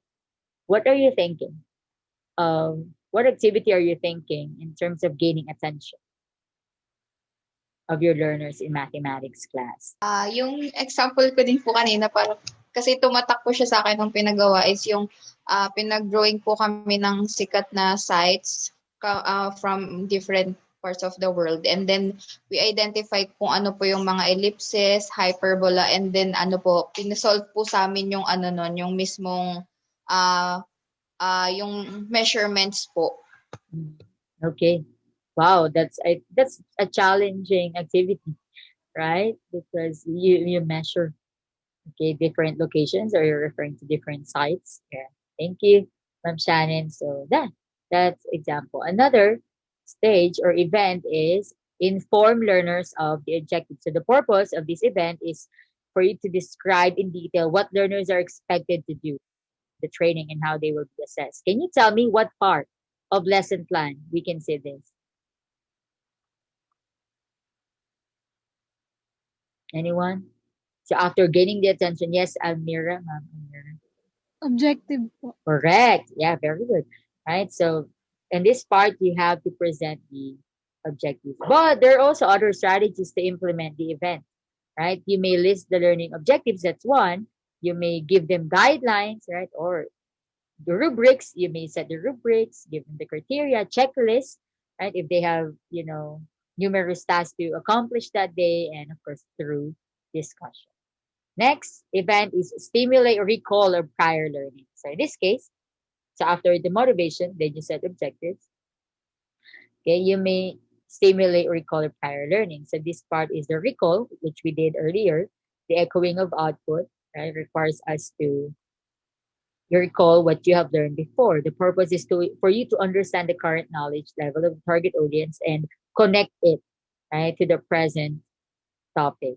So this step bridges prior knowledge to upcoming. So they will not be surprised that how is this connected to the previous, or right, and those expressions. So specific strategies that you may use, you may drive learners to relate new ideas with what they already know. So you may start with what they're coming from. That's why I usually expose myself to, post on social media, because that's where you can relate. Usually I use that. Okay. And also explain how prior knowledge relates to new topic. You have to explain that. And initiate discussion by asking students to discuss prior learning or personal experiences related to training. So as you notice, from time to time, I ask you to share your own personal experience relevant to these theories, principles, the like. Okay. And I can see, right, that you're already applying all these theories, and that you have the schema, right? You have the prior learning, the prior knowledge of these. But at some point you need guidance, right? For the accurateness, right, of the learning. Next, we have the fourth, present the stimulus. Now it's the time for you to present the upcoming topic, the new topic. You convey information that elicits learning. So some strategies, we can use audio lectures, PowerPoint with audio, videos, websites, and other resources. So in this case, this is now the presentation of your LP. So uh, or what we call, after the preliminary activities, it's the lesson proper in your lesson plan. Okay, next, provide learning guidance. So in this case, this is now during the learning process. The purpose is for you to share tips that enable learners to apply the new material. Again, there's guidance. So this can also fall under, okay, under application part. This is the individual guided activity. So usually, how do you experience that in mathematics? When a teacher asks you, okay, solve this problem on the board, who among you experience not to receive guidance? And then you're just there, standing there in front of the board, and then thinking, how am I going to compute this? Anyone who experienced that without any guidance from the teacher, like, okay, solve this on the board. Okay, so there's none. So all of you receive guidance. It's good news. Okay, because in my case, that didn't really happen. Okay, I was in the board, and then I need to compute something, I need to think, but I don't receive guidance. So that is not what we call individual guided activity, right? That's only individual activity. But in that case, since the term is individual guided activity, you need to give guidance. So, okay, this is how you're going to compute this, right? You start from that, okay, and then next, and so on. Right? So at least, right, the student will also reduce, right, the nervousness, for instance, the stage fright, okay, and of course the fear of being corrected, because you are guiding the learner. And usually the math teacher will ask, like the class, right? Is she doing it right? There's a progress question.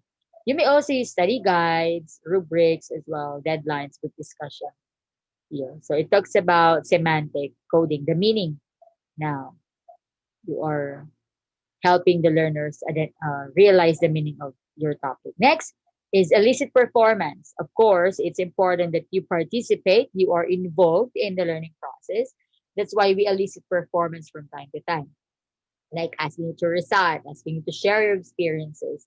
So it is now the responding part, right, of the students. So you allow learners to practice the knowledge learned. This is the developmental or practice phase of the topics to be learned. And the point is to allow students to practice new knowledge before they are assessed. So other strategies, you may give online quiz, short quizzes, draft of papers, right? You may also utilize games and role plays.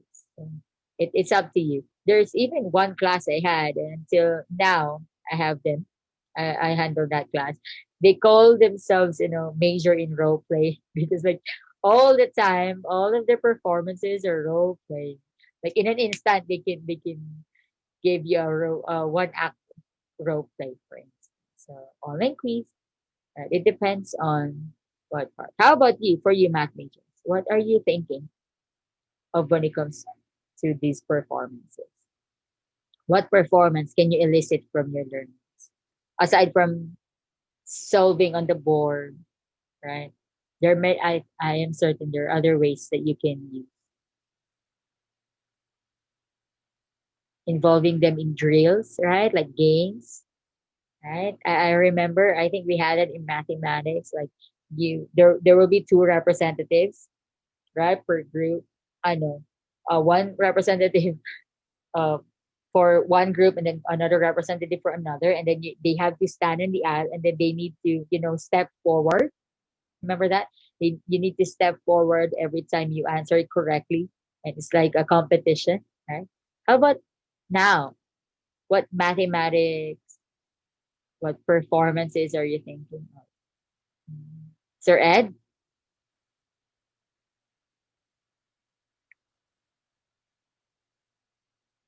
Sir Ed? Hello, ma'am. Mhm. As a math teacher, what possible, at least new, I would like to hear for new, right, ideas of performances in mathematics. I think, ma'am, fun learning. Mm-hmm. Fun learning day. Okay. Where, ma'am, where student are challenged to, to, to solve a certain problem from the past days that we have talked. Then we are challenged here to what what we have learned on that topic. Okay. How are you going to do that? How are you going to showcase your performance in terms of? I think, ma'am, it's by group, ma'am. Then there's a representative to write on the board the answer. Okay. Ah, yeah. So also writing on the board. Thank you, Sir Ed. Another performance you're expecting your students in mathematics to do, aside from writing on the board, answering drills. Well, in my case, the total physical response activity, so all of their bodies or body parts are used. How about the other teachers here? How about for problem solving? Other performance for that. Mhm. Anyone? Because usually they are situations, right, where with my tutor, right, they're applying Eureka math. He lives in America, and then we just have our class, and then yeah, I use the source Eureka mathematics for my tutoring. And then there's one activity there that they also need to draw. They can draw.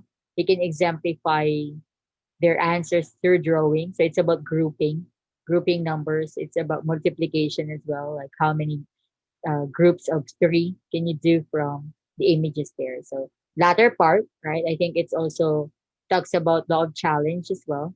There's complexity, okay, or spiral curriculum as we call it. So next we have number 7 is you provide feedback. So this is important, whether right it's verbal, non-verbal, it's oral or written feedback, immediate or post feedback. It's important that you receive these as students. At the same time, teachers also need to receive feedback. So the purpose is for you to let learners know how they perform during the training. So for example, you answered and then right? And there's no feedback from the teacher. It's so hard to identify if you give the right or wrong answer. And feedback is very important when learning new information. Feedback can also reinforce retention material. So for example, one immediate feedback I give my student is being aware. Okay, being aware of your verbal mannerism. So for example, you present in class and then you keep on saying ano, or parang, or like that. So maybe you are that person. And then when I asked him to be aware, okay, because instead of the classmates focusing on what he's saying, they only focus on counting the parang, the ano, right? And that's really, disturbing. So I told him, okay, be aware. Starting now, as you continue talking, Be aware of your verbal mannerisms. That's the immediate feedback. And then it reinforces retention material, right? Because he's aware and then he tries to remember or be mindful every time he will say something. Okay. And then you realize at first you thought it's normal. I mean, at first you thought you don't use it excessively, right? But then when you take notice of it, when you turn on your monitor or your editing device in your brain, you realize that, oh, I kept on using the same verbal mannerism, even non-verbal mannerism.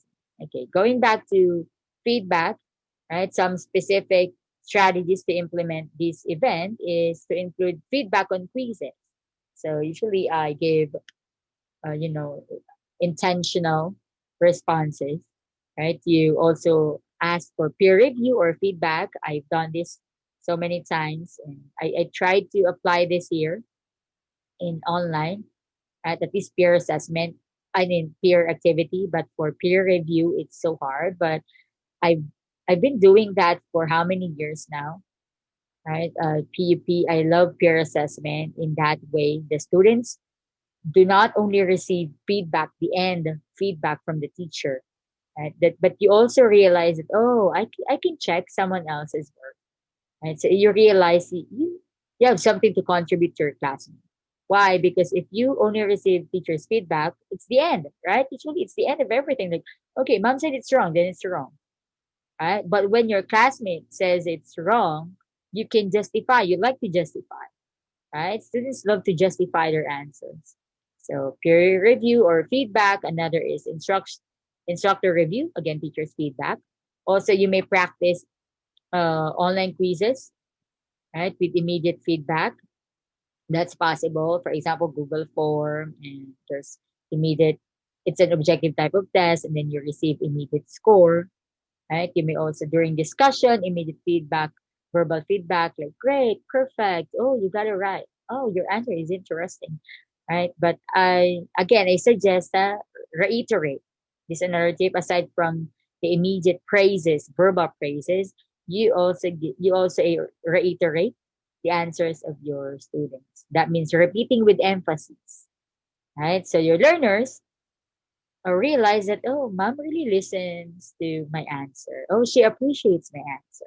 You don't simply say, oh, okay, another one, but right, but you say, okay, you got it right, or you got a perfect answer, and so on. Oh, wow, that's the most appropriate answer. In that case, right, students would. That's another technique for the positive behavior to continue or to return. You may use discussions and even through games. So another event is assess performance. Now is a time for assessment. So this is your evaluation part of the lesson plan, right? Your quizzes. Okay, you may review learner's performance to confirm if training was effective. So summative assessments, midterms, finals, right? So summative assessments could come at the end of each learning module or lesson, right? So you may do on-the-job performance evaluations, other strategies or finished paper, products, e-portfolio or portfolio, essay or exam, right? Quizzes and presentations. So these are the ways that you can assess their performance. Even, practical, like presentation, like demo teaching, for example, in your case. But for math, uh, of course, allow them to discuss it by themselves, not just to write the answers on the board, right? Like, how did it happen? How did you get the right? Because it's easy to copy solution, right? And answer. And I assume you will agree with me, right? But it's hard to explain. How did you get that, right? Would you mind discussing the process to us? How did you end up with that answer? So you may ask your students and their teacher, right, to explain the process to you or to the class. Another, it now is the ninth event, the most important event. It's to enhance retention and transfer. So everything they've learned in the class must be available and must be relevant, right, to the actual world, to real life, of course. Like when they finish their course, how they can apply it, right, outside. So it provides opportunities to allow learners to recall and apply what they've learned during the lesson or the teaching learning process. And this step helps the learners internalize the information. So some strategies that you may use is the use of social media, right? So for example, you told them how to, or you taught them, right, the etiquette. So for example, when they go to the real world, when they go to social media, they know how to respect others' privacy. They know how to respond properly, right, to concerns on social media. Another is you may debrief, like this picture, debrief the class on what has been learned, right? So you usually have post con, for example, or at the end, like someone will summarize or someone will give reflection. You may also document learning experience, like journaling, blogging. Maybe you've experienced that, right? Because in that way, you can really apply what you have learned. And another thing is you may identify a new situation or application for the new knowledge. So maybe you're the class who, I mean, what not really invented, but created an app before. Am I right? From your from the prerequisite of this course, did you design an app?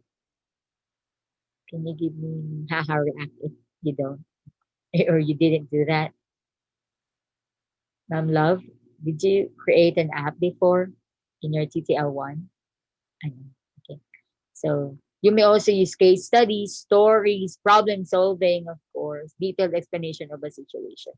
However, the crucial part is students are so they're now very critical when it comes to their what answers, right, to the problems. Maybe you've seen a lot of answers that answers that make sense, right? When these students, when these young learners answer a specific problem in their module, maybe you're exposed to all the memes, right, relevant to modules, and they make sense, right? Their answers make sense. However, right, that is the reason we need to make our examples realistic, right? You don't simply say, if right? If Mario has 5 apples and Anna has 10 apples, and then right, because I mean, students or the learners now can think differently. Why would they eat 10 apples a day? You get what I mean, right? So in that case, let's be realistic with our problems, right, in mathematics. Okay. Can you give me one memorable problem that you're asked to solve in mathematics and you seem to negate the scenario? Anyone? And then you realize, I don't think it's possible to happen in reality, but right, but otherwise you're still asked to solve it. Anyone who can recall one math problem with situation that's not so realistic, and then you'd like to make it realistic now since you understand that students can think differently. How about Ma'am Lynn, our mathematical intelligent person in the house? Yes, Ma'am Lynn. I think, Mom, none. Since every time we have problem solving, our professors or teachers always relate the problem in real life. Okay. So it didn't confuse us or neglect the questions. Okay. How about elementary days? Like the basic problems in math before. You can't recall one? No, I can't recall. Yes, thank you, Ma'am Lynn. That's good news, right? If everything, right, is transferable to the real world. So that's the idea of the 9 event. Okay. So can someone recall all the 9 events of instruction by Robert Gagne? First is game. Anyone? Sir Ron? Ma'am. First thing we need to do is Ah. who is talking? Sorry. Because Mr. Ron is still muted. Who's the one talking? Ah, Sir Nixon. Okay, Sir Nixon, would you like to recall The all nine, ma'am. nine The events? nine. First is attention. Okay. Cut their attention. Second one is present your objectives. Yeah. Third one is recall. Yeah, recall. Recall your previous topics. Then proceed to presenting your Correct. Stimulus. presentation. Then elicit performance. Yeah, correct. After provide feedback. Mm-hmm. Then lastly is hindi pa pala. The eighth one is assess, elicit assessment. Then the last one is enhance retention and transfer. Hey, wow, very good. Okay. As you notice, it's easy to remember, even though there are nine events, it's easy to remember because you're just looking at the steps in a lesson plan, right? In the actual lesson, you realize that first you need to gain attention, then stimulate, recall, or prior learn. All right. I mean, and then present objectives. Right. So if you will follow the process, right, of the actual teaching learning process, it's easy to remember the nine events. So thank you for those. Next is the Bloom's taxonomy. Have we done this before last time that I asked you to assess yourself and then identify what level you are at the moment? Yes, okay, Sir Ed. So I will not anymore since we did that, I will not anymore dig deeper into this, but yeah, just to recall again, we have the lots, these three. By the way, these six levels are under now the revised. Again, this is the revised Bloom's taxonomy because you might encounter the old one where we have knowledge, comprehension, application, analysis, okay, evaluate, no, this is evaluation. Okay, while for the revised, we have now remembering, understanding, applying. These three belong, right? These three levels of thinking skills belong to lots or lower order thinking, while the top three, right, belong to HOTS or higher order thinking skills. Yeah. Next, we have, okay, the social cognitive theory. So don't worry, we will discuss each, right, subcomponent for better understanding. So this social cognitive theory is a learning theory developed by the renowned Stanford psychology professor Albert Bandura.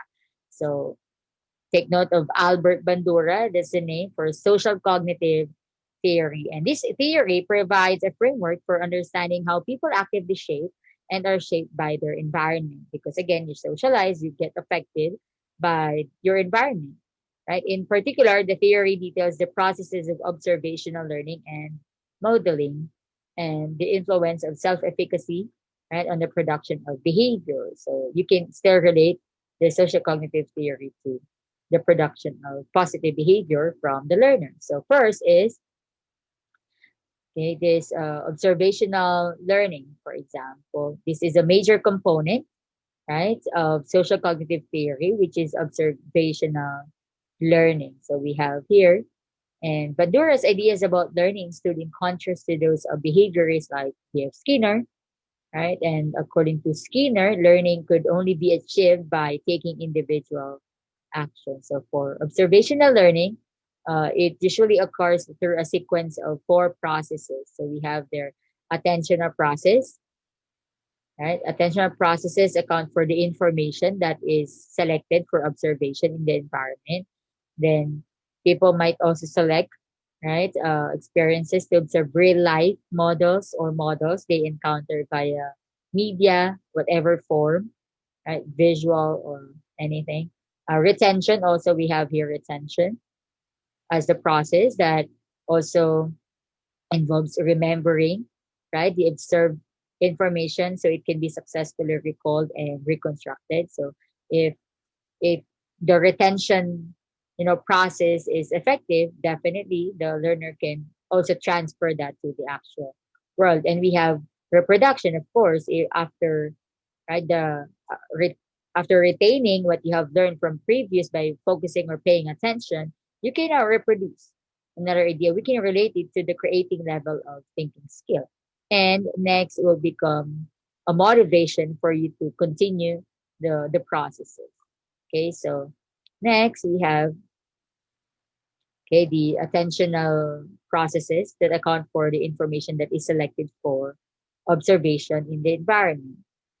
Okay, and next is the self-efficacy. Look at this part, self-efficacy. We have your sources of master experiences.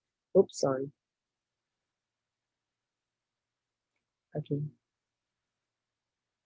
Yeah, mastery experiences, social modeling, social persuasion, and psychological responses. Okay, so here in self-efficacy, right, in addition to the information models that can convey during observational learning, models can also increase or decrease the observer's belief in their self-efficacy.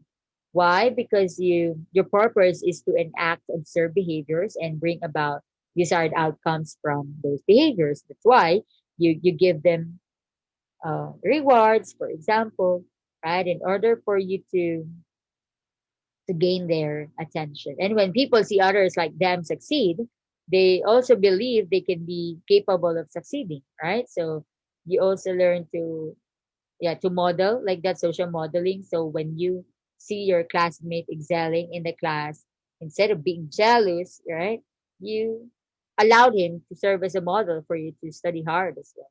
And thus, right, these models are a source of motivation and inspiration, right? So you tend to socialize well as well because maybe you've seen people who are so people person. They like talking to people, and you can do that as well. So in that case, these sources are applicable. Okay, then we have, okay, modeling, yeah, modeling media. Okay, it's now the pro-social potential of media models that has been demonstrated through a series of dramas, for example. Another, what constitutes uh, good models, by the way, this is constitutes good models, liking and respect, similarity, and reinforcement. So it's an important to, that's why it's salient. It's an important model, right, or factor when it comes to social cognitive theory. When you like or respect a person, right? That's why they serve as good model for you. So for example, I also would like to solve like the way he does. I like to think the way he does because you like a certain person. And usually it ends to what, similarity, right? That you tend to be seen or to be viewed as that person, right? Because you like and respect the person. And for you, it gives you a good effect, right? It gives you a good effect that when someone told you, "Hey, I can see him in you," right? You explain like he does. So it's not really mimicking, but it's only serving as model for you to, be self efficient as well. So these are factors, right, affecting observational learning and performance. Like we have developmental status, model prestige and competence, vicarious consequences, the outcome expectations, goal settings, values, and self-efficacy. In terms of, values, of course, right, the environment also affects your behavior, your values, your beliefs, and usually that affects your thinking processes, right? You tend to think differently or negatively to a certain situation because, right, a certain person whom you like or and respect thinks the other way. Okay, so okay, we have these. Okay, another for cognitive behavior and modification, right? Demonstration by model. That's important in teaching, right? To demonstrate it by model or any, for example, before you ask your students to solve something, to solve a problem, you should be the first one to model how to solve it, right? So at least they have guidance. Another is modeling with overt adult guidance. So that is now where the teacher enters. Okay, self guidance, or maybe you can model it through yourself.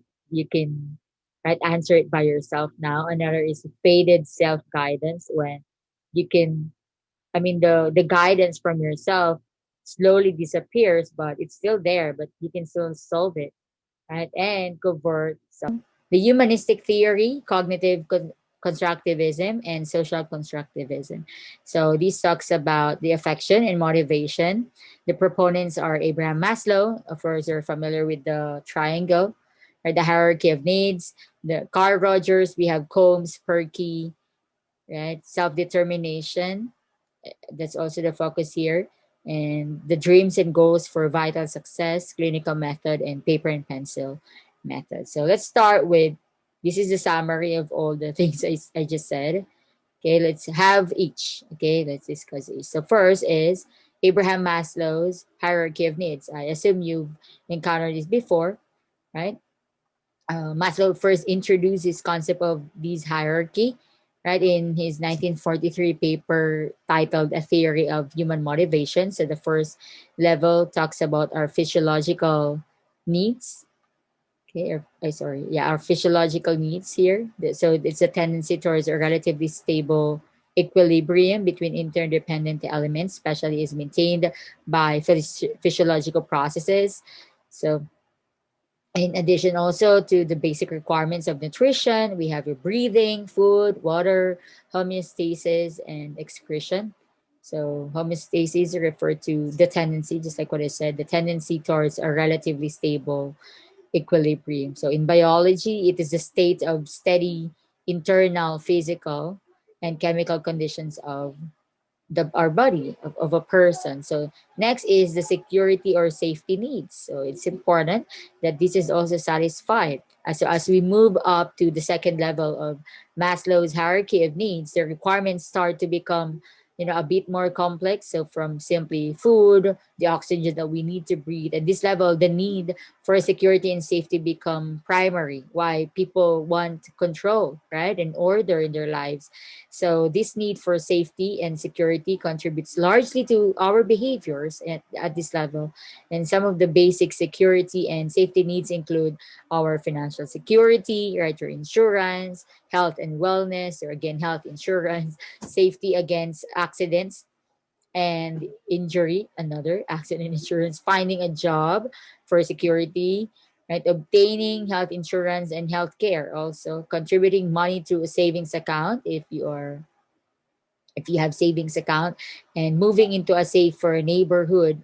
They are all examples of actions motivated by the security or safety needs. So it's not simply the physical, right, safety of an individual, but even preparing for the future. Another need is love and belongingness, or the social needs. Right. So the social needs now in this hierarchy of Abraham Maslow, it includes such things as love, right? Friendship, you see there, family, intimacy, belongingness, acceptance. This level, okay, so, yeah, at this level, the need for emotional relationships, drives human behavior. And some of the things that include, your friendships or romantic attachments, your boyfriend, girlfriend, your family, your siblings, social groups, if you're part or members of different organizations, or at least your peers, right? Community groups, if you also serve the community, if you're part of the Sangguniang Kabataan, that's part. And in order to avoid problems such as loneliness, depression, and anxiety, it is important for people to feel loved, right? And accepted by other people. So we need that. And normally, I think you, or even the millennial, or even at our stage now, we are on this level, right? So maybe you have prepared also for your security, right? Health insurance and so on. You've settled that, and now you are what uh what asking for satisfaction for this kind of need. Next is the self-esteem need. Okay, that talks about your confidence, your achievement, right, and respect.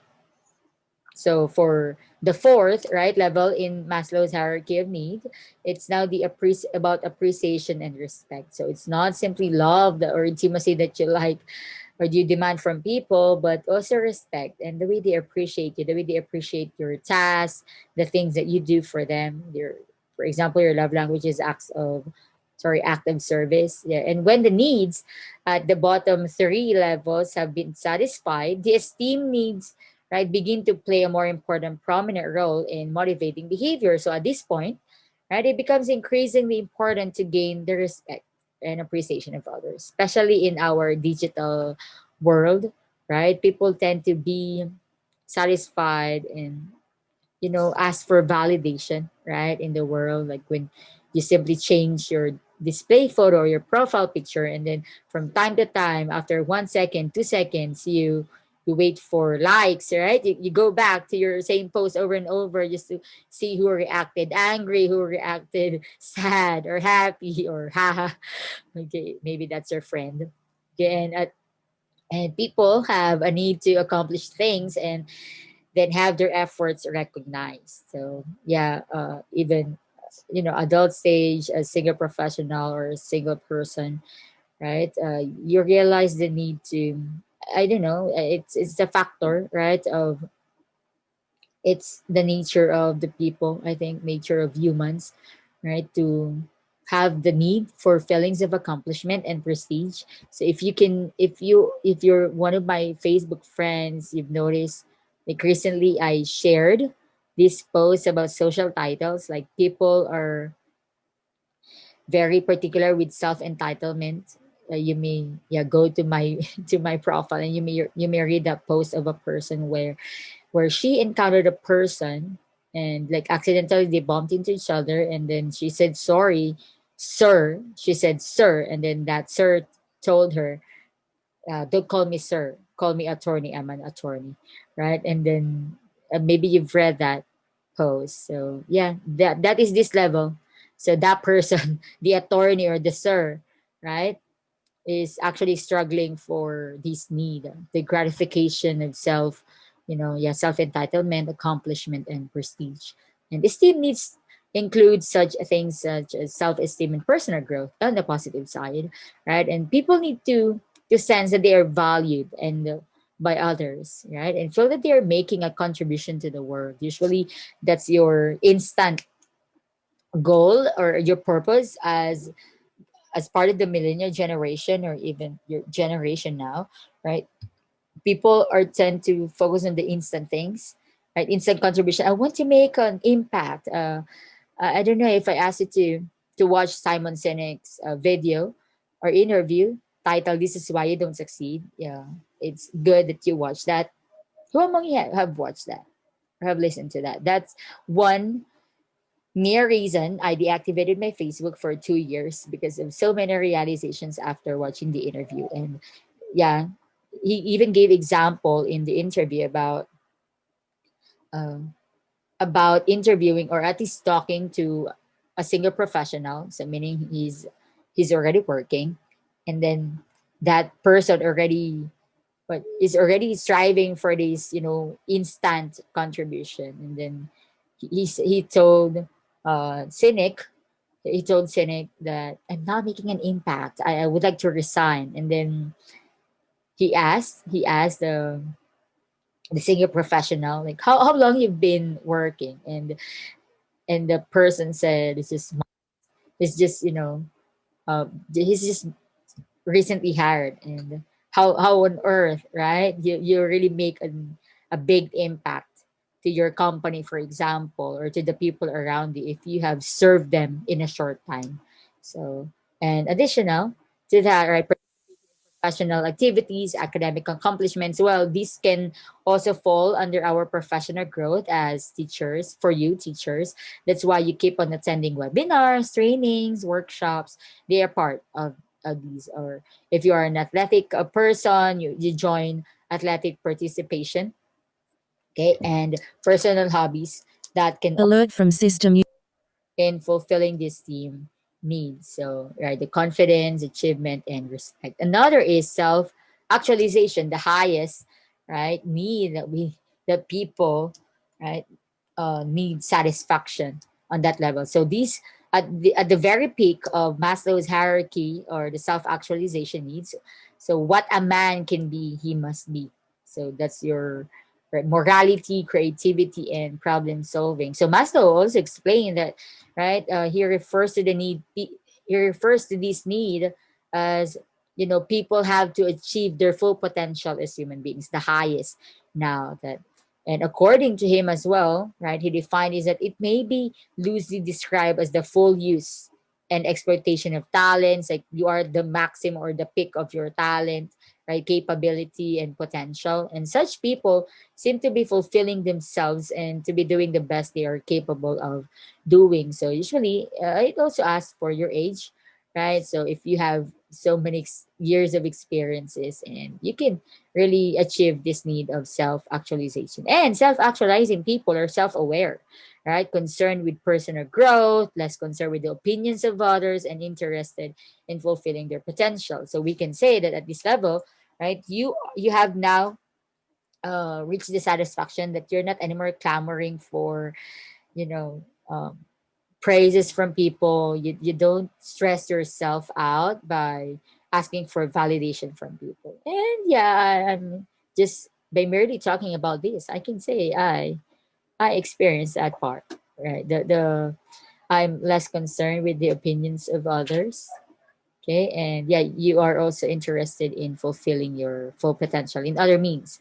So again, it's tiring to please other people because they can never be pleased. So regardless of the criticisms, right, to these hierarchy of needs, Maslow, right, the hierarchy of needs still represent part of an important shift in psychology. And rather than focusing on abnormal behavior and development, right, usually if people clamor for intimacy or respect and right or self-actualization, still it was focused on the development of healthy individuals. So if you are going to focus on the positive side of each need, you will realize that yeah, they form the holistic right being of a person. Okay. So how about you? What need are you working on to satisfy now? Because I can say, I mean, while discussing, I can say that I'm not really into, it's just a bonus that when people give you praises, but I'm not anymore focused on those things. Maybe my deactivation of Facebook worked, okay, but I needed to reactivate it because of the classes. How about you? Who can share? What level, right, or what need you are now focused on satisfying? Are you still on the first part, like the physiological needs? Well, anyone? Sir Lambert, are you there? Yes, ma'am, I'm still here. So I think my focus is under my belongingness or love on the hierarchy of needs because I already have a job and I think I could also already satisfy my physiological needs. So the only thing that I focus more is through my family, Okay. and that Yeah. belongs to the love and belongingness. Yeah, that's great. That's great. That's important thing. Your friendship or your family. Yeah, that's one also realization I got from the video, the interview of Simon Sinek about relationships. So instead of focusing merely on Facebook and browsing, why not talk, right? Or annoy your siblings. That's why I'm fond of annoying my sister because right now we are really focused on the gadgets, the laptop, and the social media.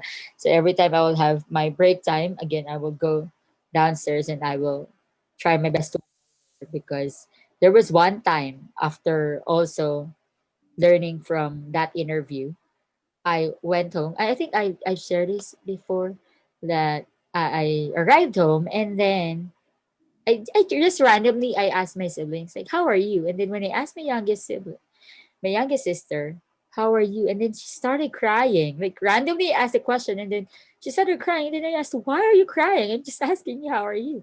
And then she told me about the SAP or the Science Investigator Project that she's having a hard time with. But she won, I think, third place or second place. Then and it's also focusing on what she wants to achieve because at first, right, she asked me, okay, just for the sake of compliance. But then I asked her a specific question about do you really just like to comply or you really would like to compete? So in that sense, that made clear because she joined, she joined the contest and then she won. So yeah, is uh, right now? Love. But do you have a girlfriend right now, Sir Lenbert? No, ma'am. Okay, so you are focused on family. Okay, yeah, that's great. Great. Okay, so another teacher, Ma'am Jazel, you laugh. You have a boyfriend.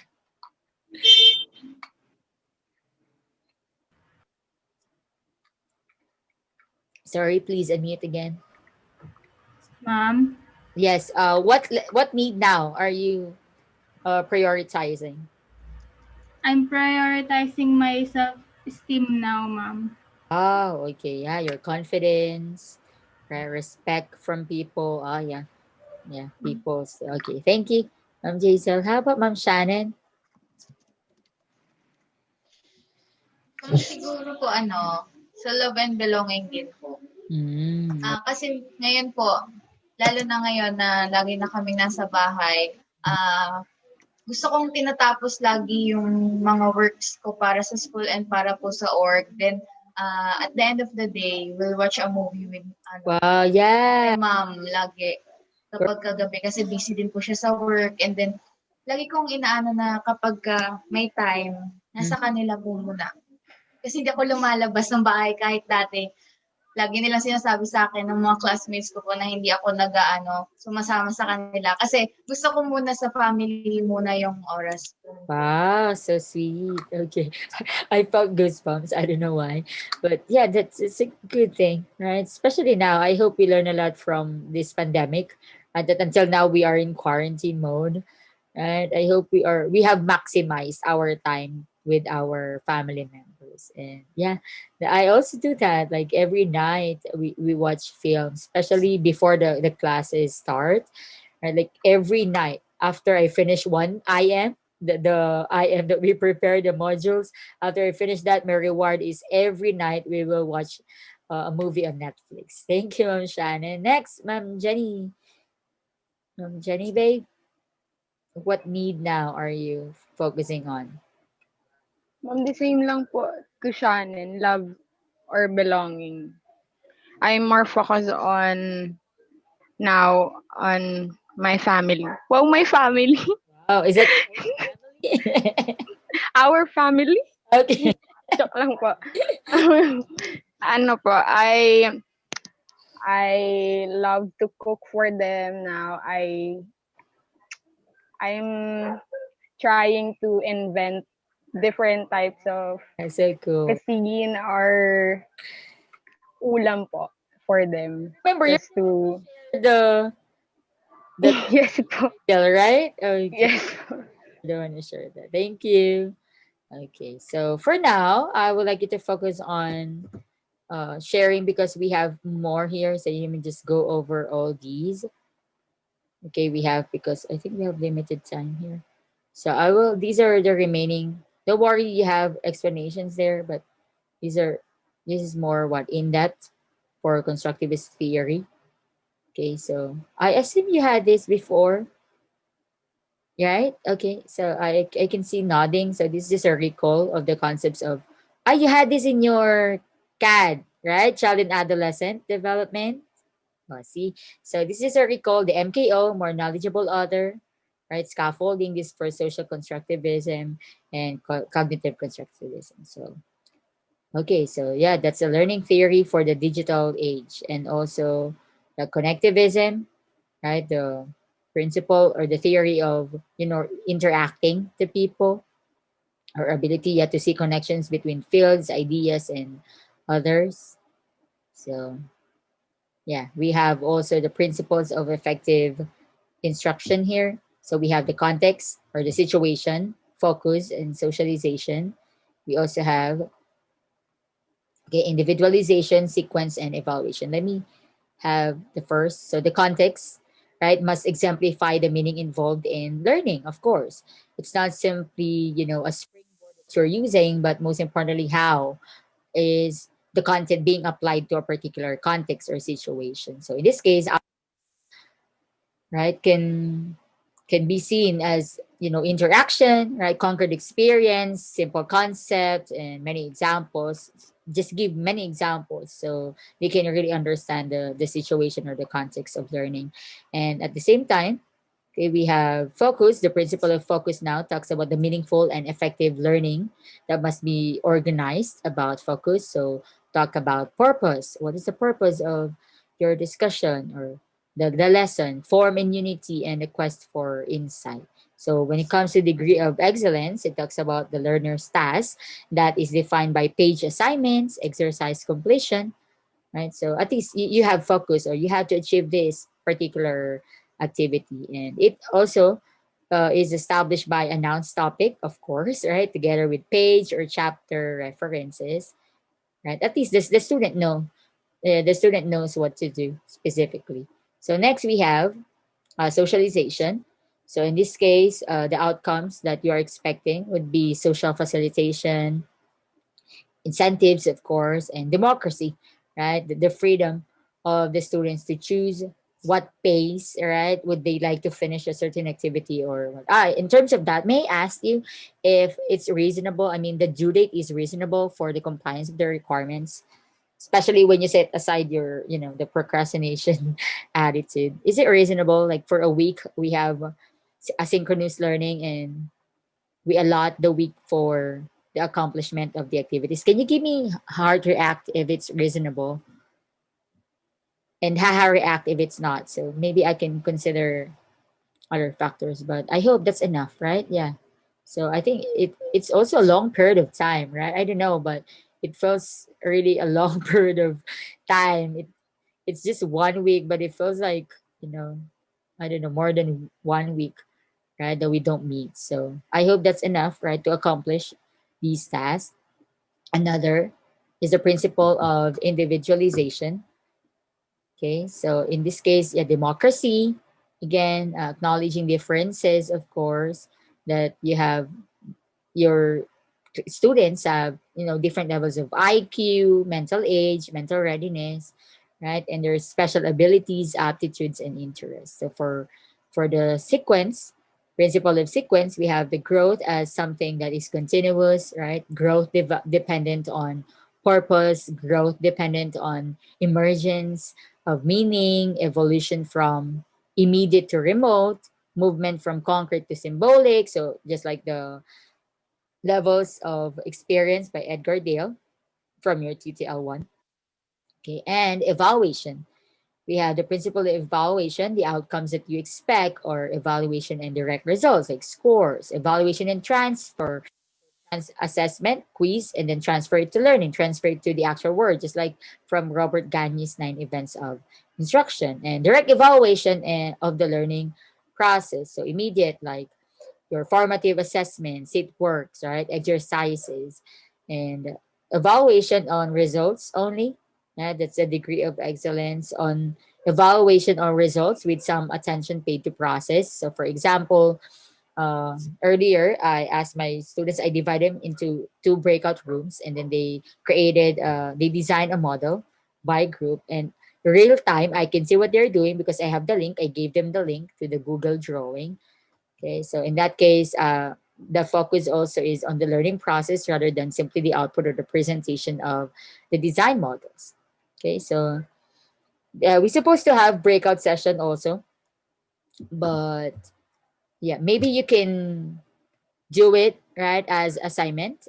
Okay, so I will divide you into two groups now, at least the name. So, and then if you belong to team A, you have to do it by team. It's also like that. Let me assign you to T. Maybe three. Okay, let me assign you to three. Oops. Okay. And then this will just be a homework. Okay, I will take picture. I will take screenshot of the members. Okay. So please take a screenshot of the screen as well so you can access it. If you have another device, you may simply scan the QR code for easy access.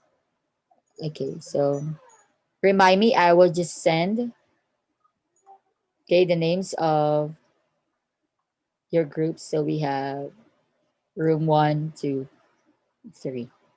Oh, I see. So I need to to add. Sorry, I need to add. Okay, sorry, I need to add another link for the third group. So remind me that I will post that. So you have to choose one from the theories of learners development and make a graphical representation. So it's a Google Drawing link, okay, where you can work together as a group. So it's simply a graphical representation about the important or salient features of that specific theory. So you just choose one and then design, right, a graphic representation. It's up to you if you will use a different software like Bubble.us if you like that. So there's a chat here. Kasama po modular. Okay. If you are part of the modular team and you are included in the screenshot of the groupings, you may not do it. Okay, this is for the online team as well. Okay, because you also have this in your IM to be answered individually. Okay, so just yeah, just don't mind if your name is part of one team. Okay, so let's have our picture now. Please turn on your videos. Then I will count again in 3 seconds. Okay, 1, 2, 3, smile. Okay, that will be all. And God bless you all. Thank you for joining. Thank you for participating. I appreciate your presence. And stay safe, teachers. And stay safe. Bye, ma'am. Thank you po, ma'am. Ingat po. Thank you Thank po, you, ma'am. ma'am. Keep safe. Thank you, ma'am. Thank you po, ma'am. Bye, ma'am. Bye. God bless you all.